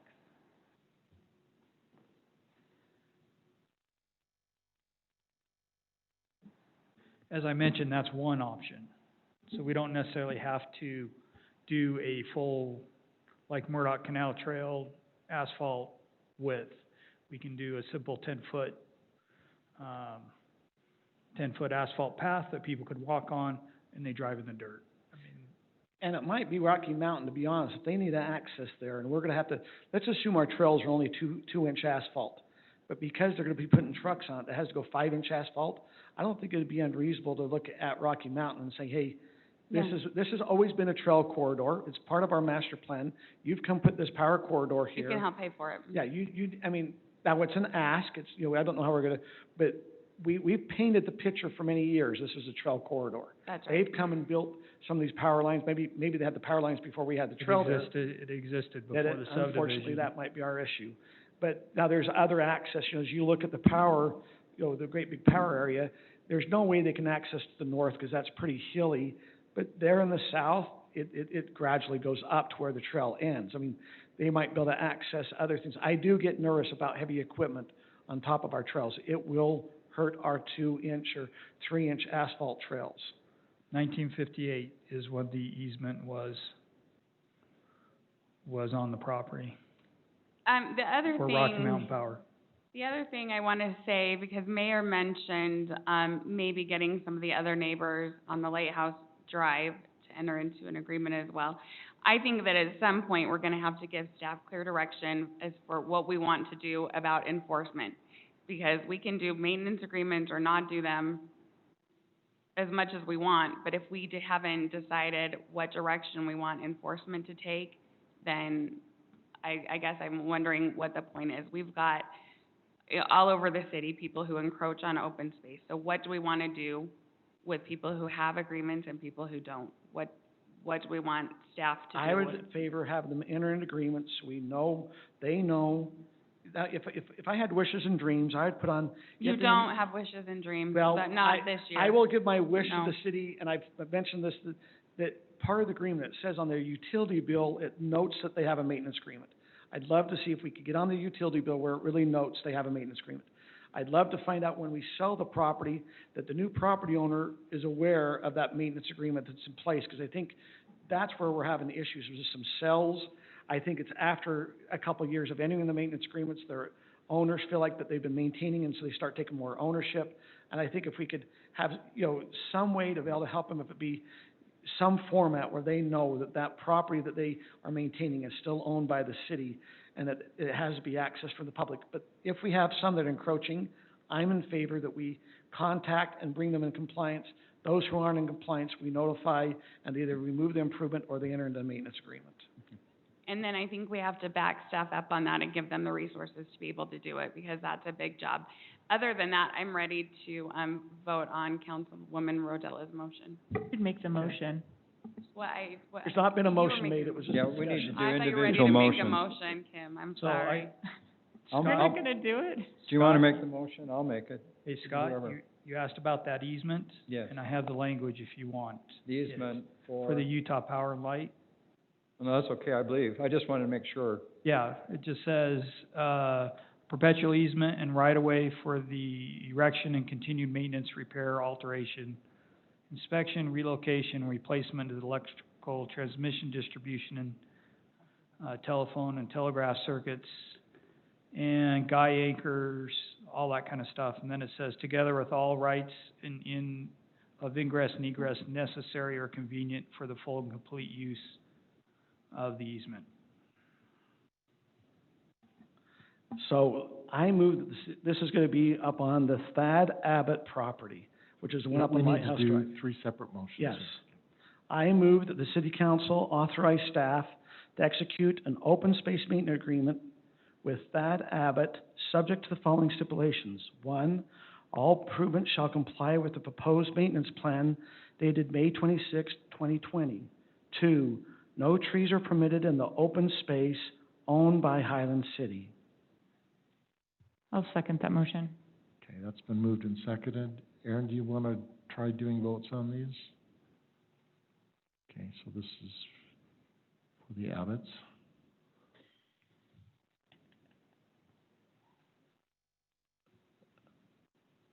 Tim? Are you logged in? Oh, okay.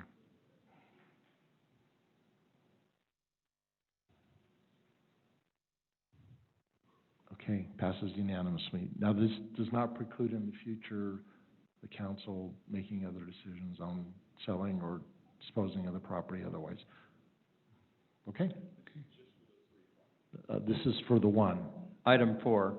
So this is for THAD specific.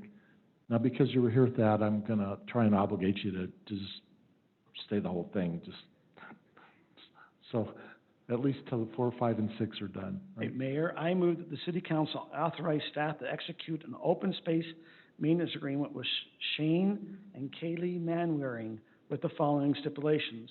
1, installing of sprinklers shall be approved by the park superintendent. 2, types and placements of trees shall be approved by the park superintendent and city engineer. 3, grading of the lot shall be approved by city engineer. 4, the maintenance plan shall be approved by Rocky Mountain Power. And 5, that they will keep open the trail corridor on the city property. I'll second it. It's been moved and seconded. Did you want to, just as a friendly minute, stipulate that the city would have to identify that trail corridor because it's not? We'd like to also add as part of that the city will identify where that trail corridor will be at. I'll second that. Moved and seconded. Those out there, you can have a fundus, you can vote first. Did I beat Kim? Oh, I can't. Approved unanimously. And motion on the Manwarings.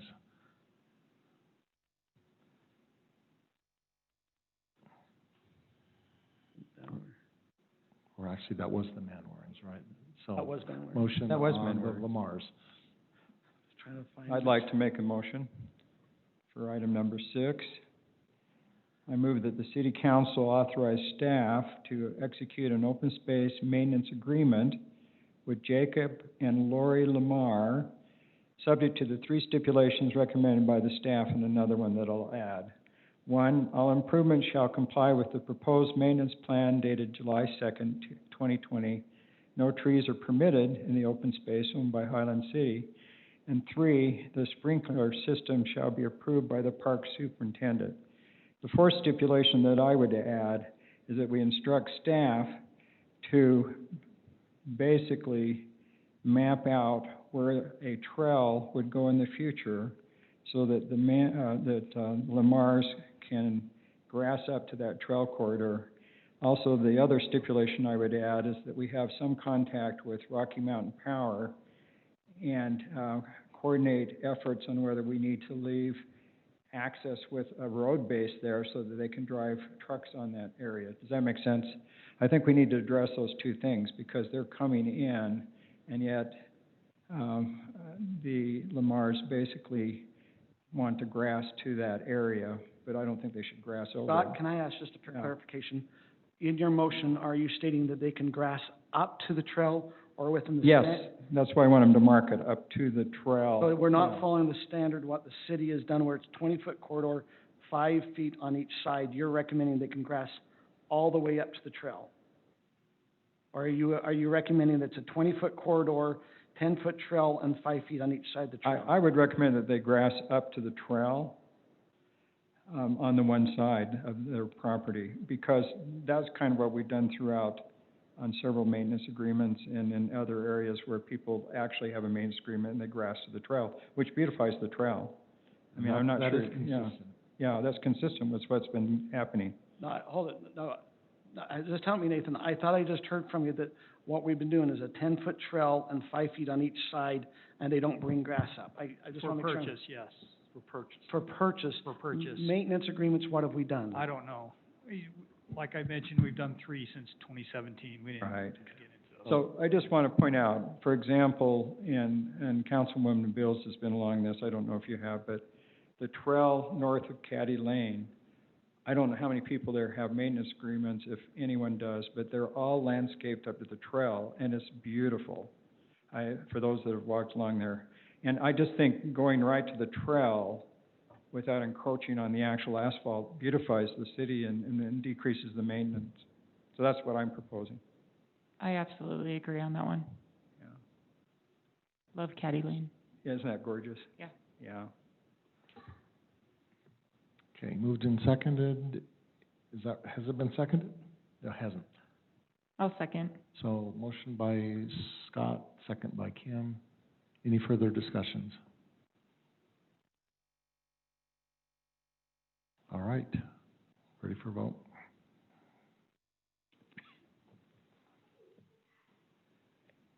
Kim, are you hooked into the city Wi-Fi or are you on your own Wi-Fi?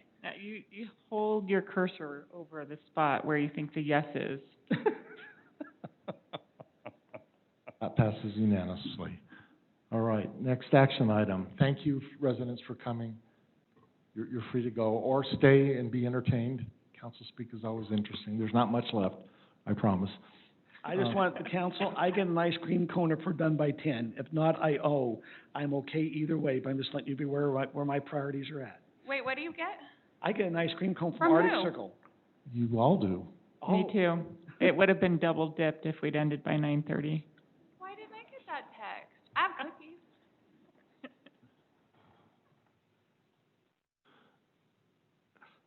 Okay, we are taking a couple-minute break here. So let's talk about ice cream cones. Okay, Mayor, you're the one that owes me and you're Yes. taking a break. You're.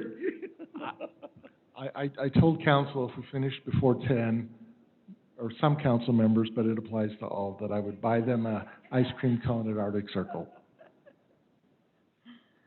So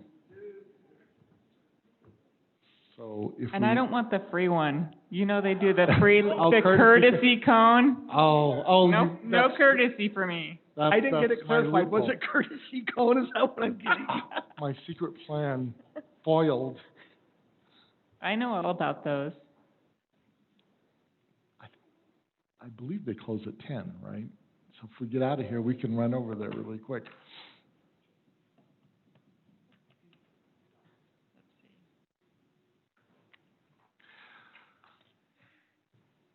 Oh, yes. Yeah, 10 p.m. Peanut butter and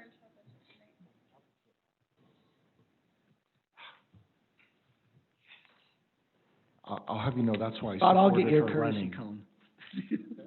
I'll get your I courtesy cone. supported her running because I didn't know that we were gonna get these, but in retrospect, I should have supported her more strongly.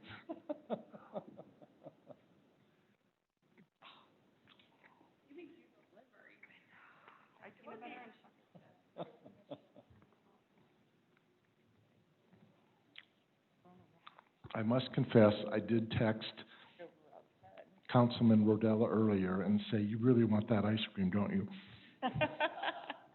Yep. I'll do anything for ice cream or cookies. Okay. Residents, now you know how to influence at least one council member. Treat. And the mayor. And the Treat. mayor.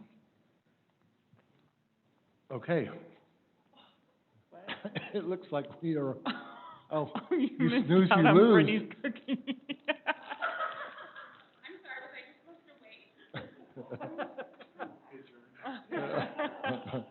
Okay.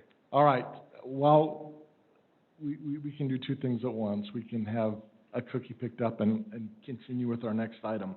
Approve and authorize the mayor to sign a contract with Rock Canyon Excavation for construction of the Viewpoint Flood Control Channel Project, not to exceed $158,000. Okay, thank you, Mayor, members of the council. I'll get to those in a minute. If you recall, back in 2018, we had a fire and then a microburst over this area. And because the vegetation was scarred, we had a lot of water come down, and we had two houses severely impacted by that. If you look at the project location map, you'll see a line right in between the middle of project and location. That's a line between property nope, yes, Lime property owned by the city, and to the north is property that is in the, owned by the federal government, that's a wilderness area. So the night of the event, staff went up and they cut a channel, approximately half of that black area, that you see. Since then, we've been working with, NRCS, Forest Service, and others to try and get permission to, do this project so that we can catch water coming down from the mountain, in the event we have another microburst or anything like that, and that water would then go south and eventually come out of the ditch, drainage area, channel, whatever you call it, and eventually end up in American Fork River. So we did receive word that we have funding for about $71,000 plus our match, which gave us about a $93,000 project. We did do bids. Those bids came back much more than that. The original bids, and part of that has to do with the very specific nature of the type of rock required throughout the channel. And that's what added to the cost. So the first bid was $263, and the other one was $212. We knew that we could not afford that, and so we went back and worked with, give Todd credit, he went back and worked with NRCS and the contractor,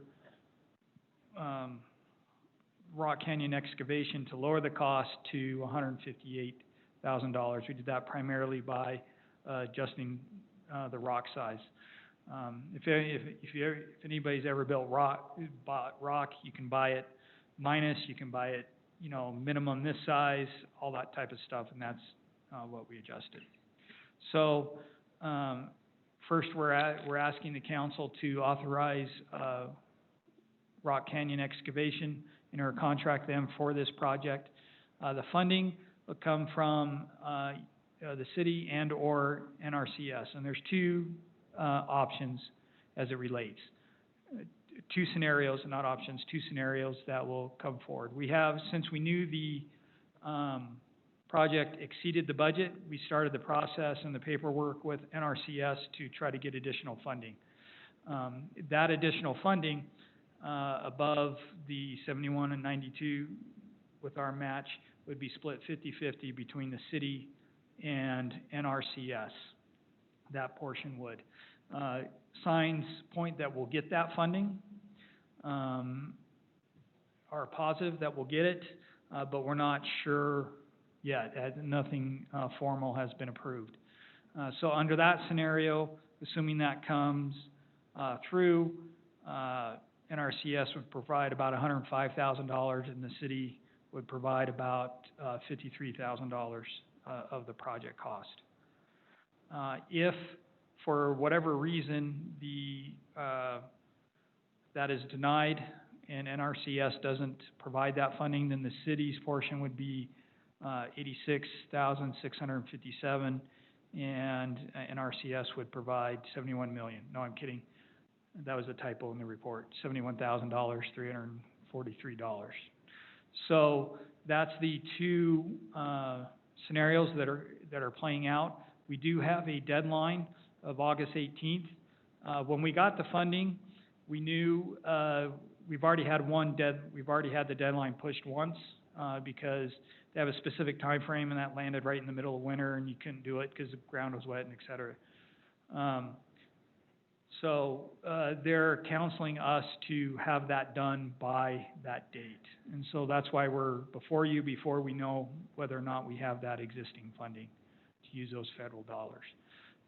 So Rock Canyon's ready to go. They can meet the deadline. It's a pretty simple project. If you look here, you can see it. From the on the left side, top is north, and then bottom where it ends is the south side. You can kind of see what the channel is. There's a road up there. We are doing a culvert underneath it because it accesses one of our water tanks. There's an existing kind of trail that goes across. I believe is the Bonneville Shoreline Trail, reconstructing that where this would impact that. You can see, this is basically, what it'll look like.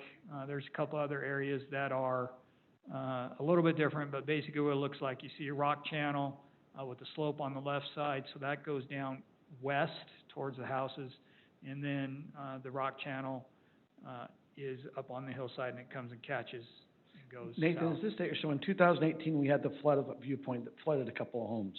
Yes, I remember late at night, we had our crews up there. Is this the channel they were correct. trying to cut to try to stop all that from slipping down from where it was burned? Correct. So that takes the channel, does some additional excavation and puts rock inside it or riprap inside it. And then I understand there was a fire up in this area just this last weekend. Did it burn very much of this area? The fire was actually down by our PI pond along, SR 92. I'm gonna ask a dumb question, and I should have asked this before. Okay. We like acronyms. I don't know what NRCA, SC, National Resource Conservation Service or something Okay. like that. It's a federal agency. Yeah. I assumed that was, I just hadn't seen that acronym before. So what's the chance that we might get the higher amount?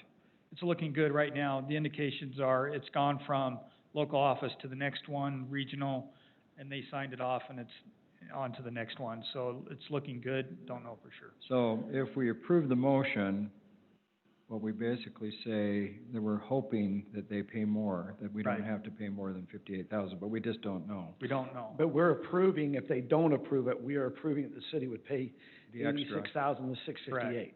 Correct. And all that'll come out of So- reserves. It'll come out of the storm. Yeah, it's not coming out of the general storm fund fund. reserves, it's No. coming out of Stormwater. storm drain, right? Stormwater fund. Storm yes. drains fund. So, either way, whether we get it or not, we still have to use that $71,000 and change. We still have to have it done by August 18th, so that's why we're here. Okay, any other questions? I would entertain a motion. I'll make that motion. I would like Brittany to make the Oh, motion. yes. So she lives Did up you- there. No, because Nathan told me this one is all about math. And we know how that goes for me. Are we gonna, do you wanna do it? Yes. I move that the city council approve and authorize the city administrator to sign a contract with Rock Canyon Excavation to proceed with the construction of the Viewpoint Flood Control Project for $158,000. I'll second that. Moved and seconded. We ready for a vote? We have a discussion Okay. Oh, yeah. for just a second. I told Councilwoman Bills that I would have a hard time voting for this because she didn't vote for the fireworks in my neighborhood. So, okay. Councilmember Beals lives in this neighborhood that almost got flooded, so that's, And, you know, I was there that night, and half the neighborhood was there and staff was there, so everyone is to be commended for the extra efforts they did. I wish we had pictures. We actually do. They were on our Facebook page. There were some pictures out there, but not enough, trust me. There was, it was cold, it was wet. Josh was up there with a little backhoe thing, digging the channel, and we were putting sandbags on federal property and kind of just pushed down a fence. and to I'll make that tell you, the happen. neighbors joined in. I was really impressed with the neighbors up there. They all jumped really fast, started getting everything up there. It was really impressive to see the neighborhood jump in. And we Yeah, had the homeowners are here. a factory, oh, yes. And they're interested in whether this passes or not, so I thought the They're enjoying their sandbags in their backyard. fire department sandbag factory was pretty cool. I think we're ready to vote. I'm trying to delay past 10, so, all right. I'll quit talking. Any other discussion? Ready for a vote? Oh. All right, that passes unanimously. Awesome. Next item. There you go. You got your ditch. No, I would encourage youth not to try and slide down that in the summer. If you haven't seen the pictures of the Silver Flats, video. 300 stitches. Yes. Good for business. Broken bones, concussions, et cetera. So, No. anyway. All right, next item. Item 8, action. Mill Haven Development is requesting preliminary plat approval on a 10-lot subdivision. The property is approximately 10.21 acres and is located at about 5400 West Evergreen Way. Okay, thank you, Mayor and members of the City Council. So this is the proposed property location located approximately at 5400 West Evergreen Way. The staff report did say 6000 West, but it is approximately 5400 West. The proposed plat would be a 10-lot subdivision. It is in the R140 zone. It is meeting the standards for the R140 zone with the exception of Lot 5 that we'll be discussing. They are proposing piping the irrigation ditch to the north. They are proposing a 20-foot public utilities trail property to be owned by Highland City. So they will be dedicating that property to Highland City. It's outlined in red on the left of Lot 1. Lot 5 is short on frontage due to that trail and public utility corridor. Staff is requesting that we actually take ownership of that property, that 20-foot, instead of having it be an easement on the property owner's property. We have noticed that other areas in the city that have that, we have a hard time, like if there's emergency reasons, accessing it quickly enough. For citizen participation, we did the DRC on June 4th, 2024. Residents did attend that meeting via Zoom. And we did the appropriate notifications for Planning Commission. There was no noticing requirements for City Council. Part of the Planning Commission meeting, Mr. Beck is the west of the property, would like the utility stub at the end of the road so he can connect to those utilities. And he would like the road alignment to be reviewed because there is a gap. And then Mr. Levitt, he's the north property of the proposed area, would like to continue to flood irrigate his property and allow the runoff to continue onto Mill Haven property, and would like the trees removed near his property. We have informed him that runoff does need to be contained according to our ordinances on your own property. However, we did give him give him and Mill Haven the contact information. It would be a private agreement amongst themselves. For Planning Commission action, they voted unanimously on June 23rd to recommend approval. For your proposed motion, number 1 would need to be reworded. Subsequent to that meeting, we realized that the wording should have said the final plat shall be substantial conformance with the preliminary plat received February 27, 2020. And staff is recommending in number 6, that the developer shall be responsible to acquire any right-of-way needed that currently does not exist. And that covers that gap issue. Yes, any road gap off of 630. I'm looking at lot number 5. Why is there gonna be an easement there? I'm trying to, I There's can't. not on lot 5, so next to lot 1 is that 20-foot. And so, lot 5 is short on frontage because they are giving us that 20-foot, parcel instead of making it an easement. If they had it as an easement, they would be able to have the necessary frontage on lot 5. It's 20 feet short. So why didn't they just shift and have lot 1 have the 20-foot easement and give this, the extra frontage to 5? So we want to maintain that ownership. We don't want it to be an easement because there's actual utilities running through there. And so we want to maintain that ownership and not have it be an easement. I guess I didn't ask the question right. Lot number 1 has 150-foot frontage. Lot number 5 has 118. R140 is supposed to be 130. Why didn't they make lot number 1 130 or whatever it might be and keep lot 5 130? So as part of the motion, one of the stipulations, we're saying you need to make that a dedicated parcel. Right now, it's not looking like that. So once you remove the 20 feet, then they have 130 feet of frontage on lot 1.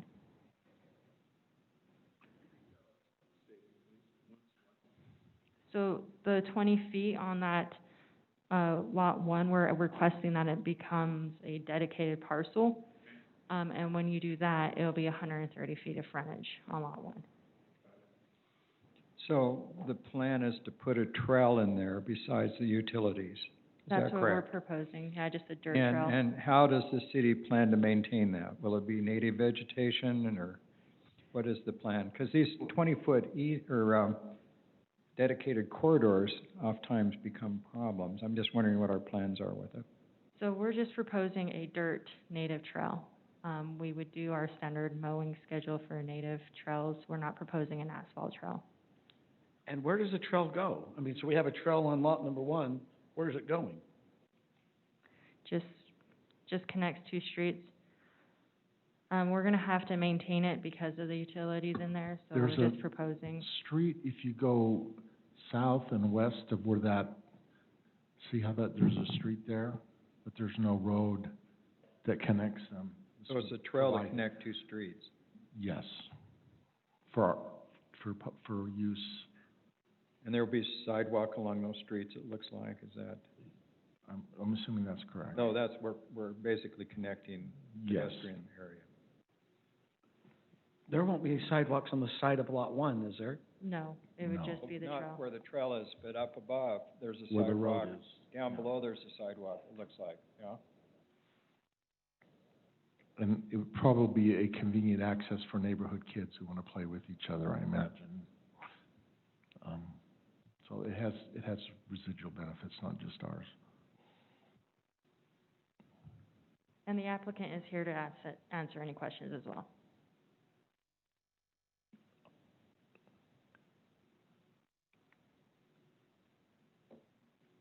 Tyrell Gray with Millhaven Development. Once again, thank you for taking time to let us come to your city again. This is another project that we're excited about. We continue to look for projects that fit into our clients' needs, and Highland really fits into what we build. We specialize in high-end, really nice subdivisions, and we're actually very excited about this subdivision. I'm sure most of you are aware, we're calling this Evergreen Farms because of the trees, and our intention is to maintain and keep as many of those trees as possible. The road has a little bit of a jog in it to try to keep a couple of those bigger trees. So it's a project that we're very excited about. It does conform to all of the regular requirements, other than the frontage on that one lot, and that's just because we dedicated that 20 feet to the city. So this used to be a Christmas tree farm and you're taking it out? Yes, so this is gonna be just a subdivision now, but we're gonna try to keep all the trees. Why do you hate Christmas? I don't. That's a different city, that's not me. Good. Any questions? Fair comment. No, I just want to tell you, I've noticed that, some of you aren't aware, but Spring Creek Park, you're the area, you bought that. Yes. I want to tell you, thank you, you've kept with our zoning, which is, for a lot of our residents, it's very important. So I know that we're probably hitting what you're saying, your clientele. We appreciate you have not come in with their different developments and try to push back on what we're trying to do zoning-wise. So I want to tell you thank you. We appreciate it, thank you very much. What are the price points that you project for this development? Current pricing for these lots, the 1 acre lots, would start in the low 400s. Just for the lots? Yeah, for the lots. Yep, Spring Creek subdivision, the 2 largest lots in that subdivision sold at $465. Both of those homes are over $2.5 million that are going into that subdivision.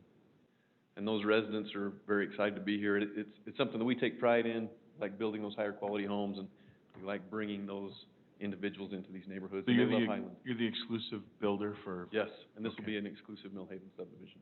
Okay, thank you. I know when we hear that, the pricing, it does eliminate, I want to, Scott, over the last year, we're going to have 600 homes coming over by the USDC that we are hoping are a little more affordable for some to come in, so there is going to be mixture amongst the city with different price, properties and things that way, but we're trying to keep certain areas of Highland with the larger lots, and we've had other areas, we've done some zoning to bring in different type of homes, and so. You guys have done an amazing job. If I can give credit back to you, Highland has become such a desirable area. People want to be here, and that's credit to you guys maintaining it and taking care of your residents. Thank you. Thank you.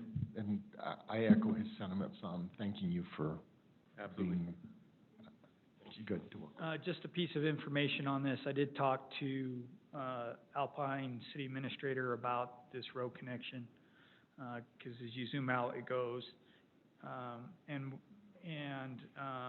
He said that they're working on a general plan update to address road connections, but this one and another one we're dealing with are going to be specifically excluded from that. So there won't be any issue moving forward on these. Is the second one up by the Viewpoint neighborhood? No. Okay, any other comments or questions? Just with staff, you mentioned, Tara, that there were supposed to be a sixth stipulation. Can you once again give us what the sixth stipulation you want to make sure is added? It's on the bottom there, online, on the screen front. Okay. I move that the city council accept the findings and approve case PP-20-01, a request for approval of Evergreen subdivision preliminary plat, subject to the 6 stipulations recommended by Planning Commission and the 5 stipulations recommended by Planning Commission and an additional 1 stipulation by staff. I'll second it. Moved and seconded. Are we ready for a vote? We are ready for a vote.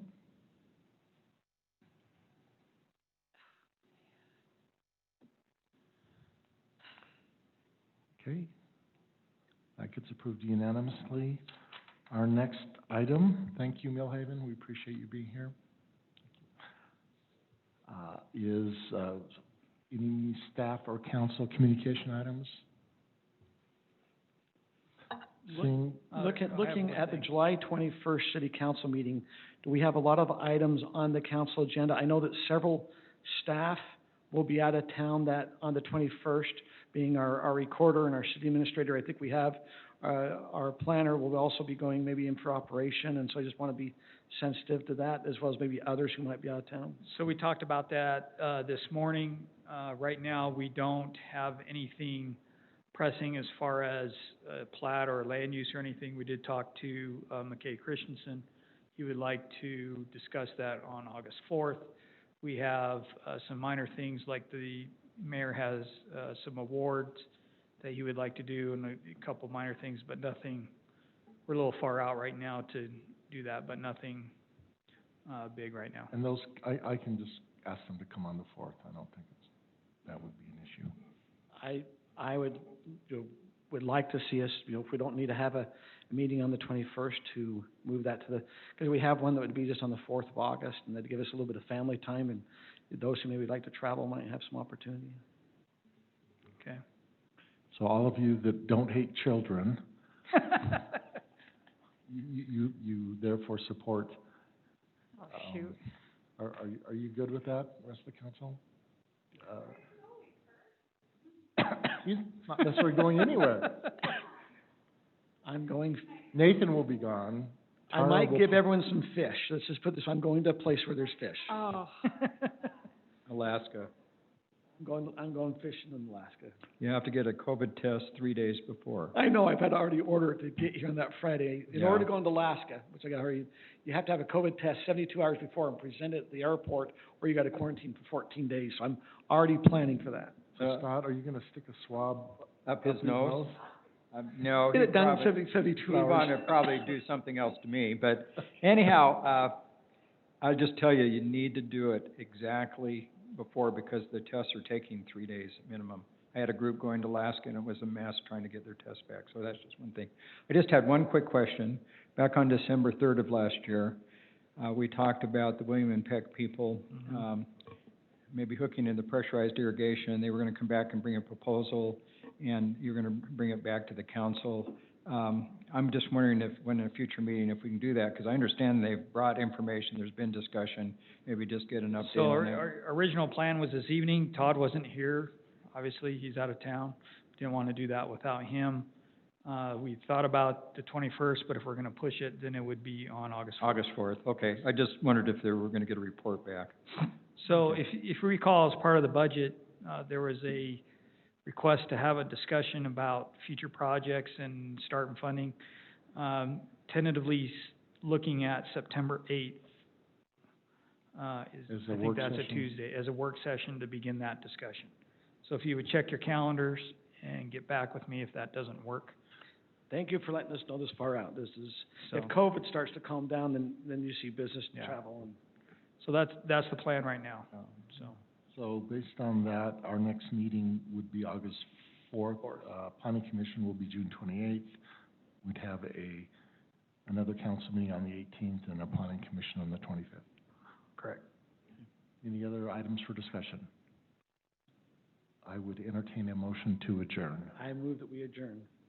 Is there a second? I'll second. All in favor? Aye. We are adjourned. It's 9:56. Okay, I'll do anything to beat staff, and I beat staff.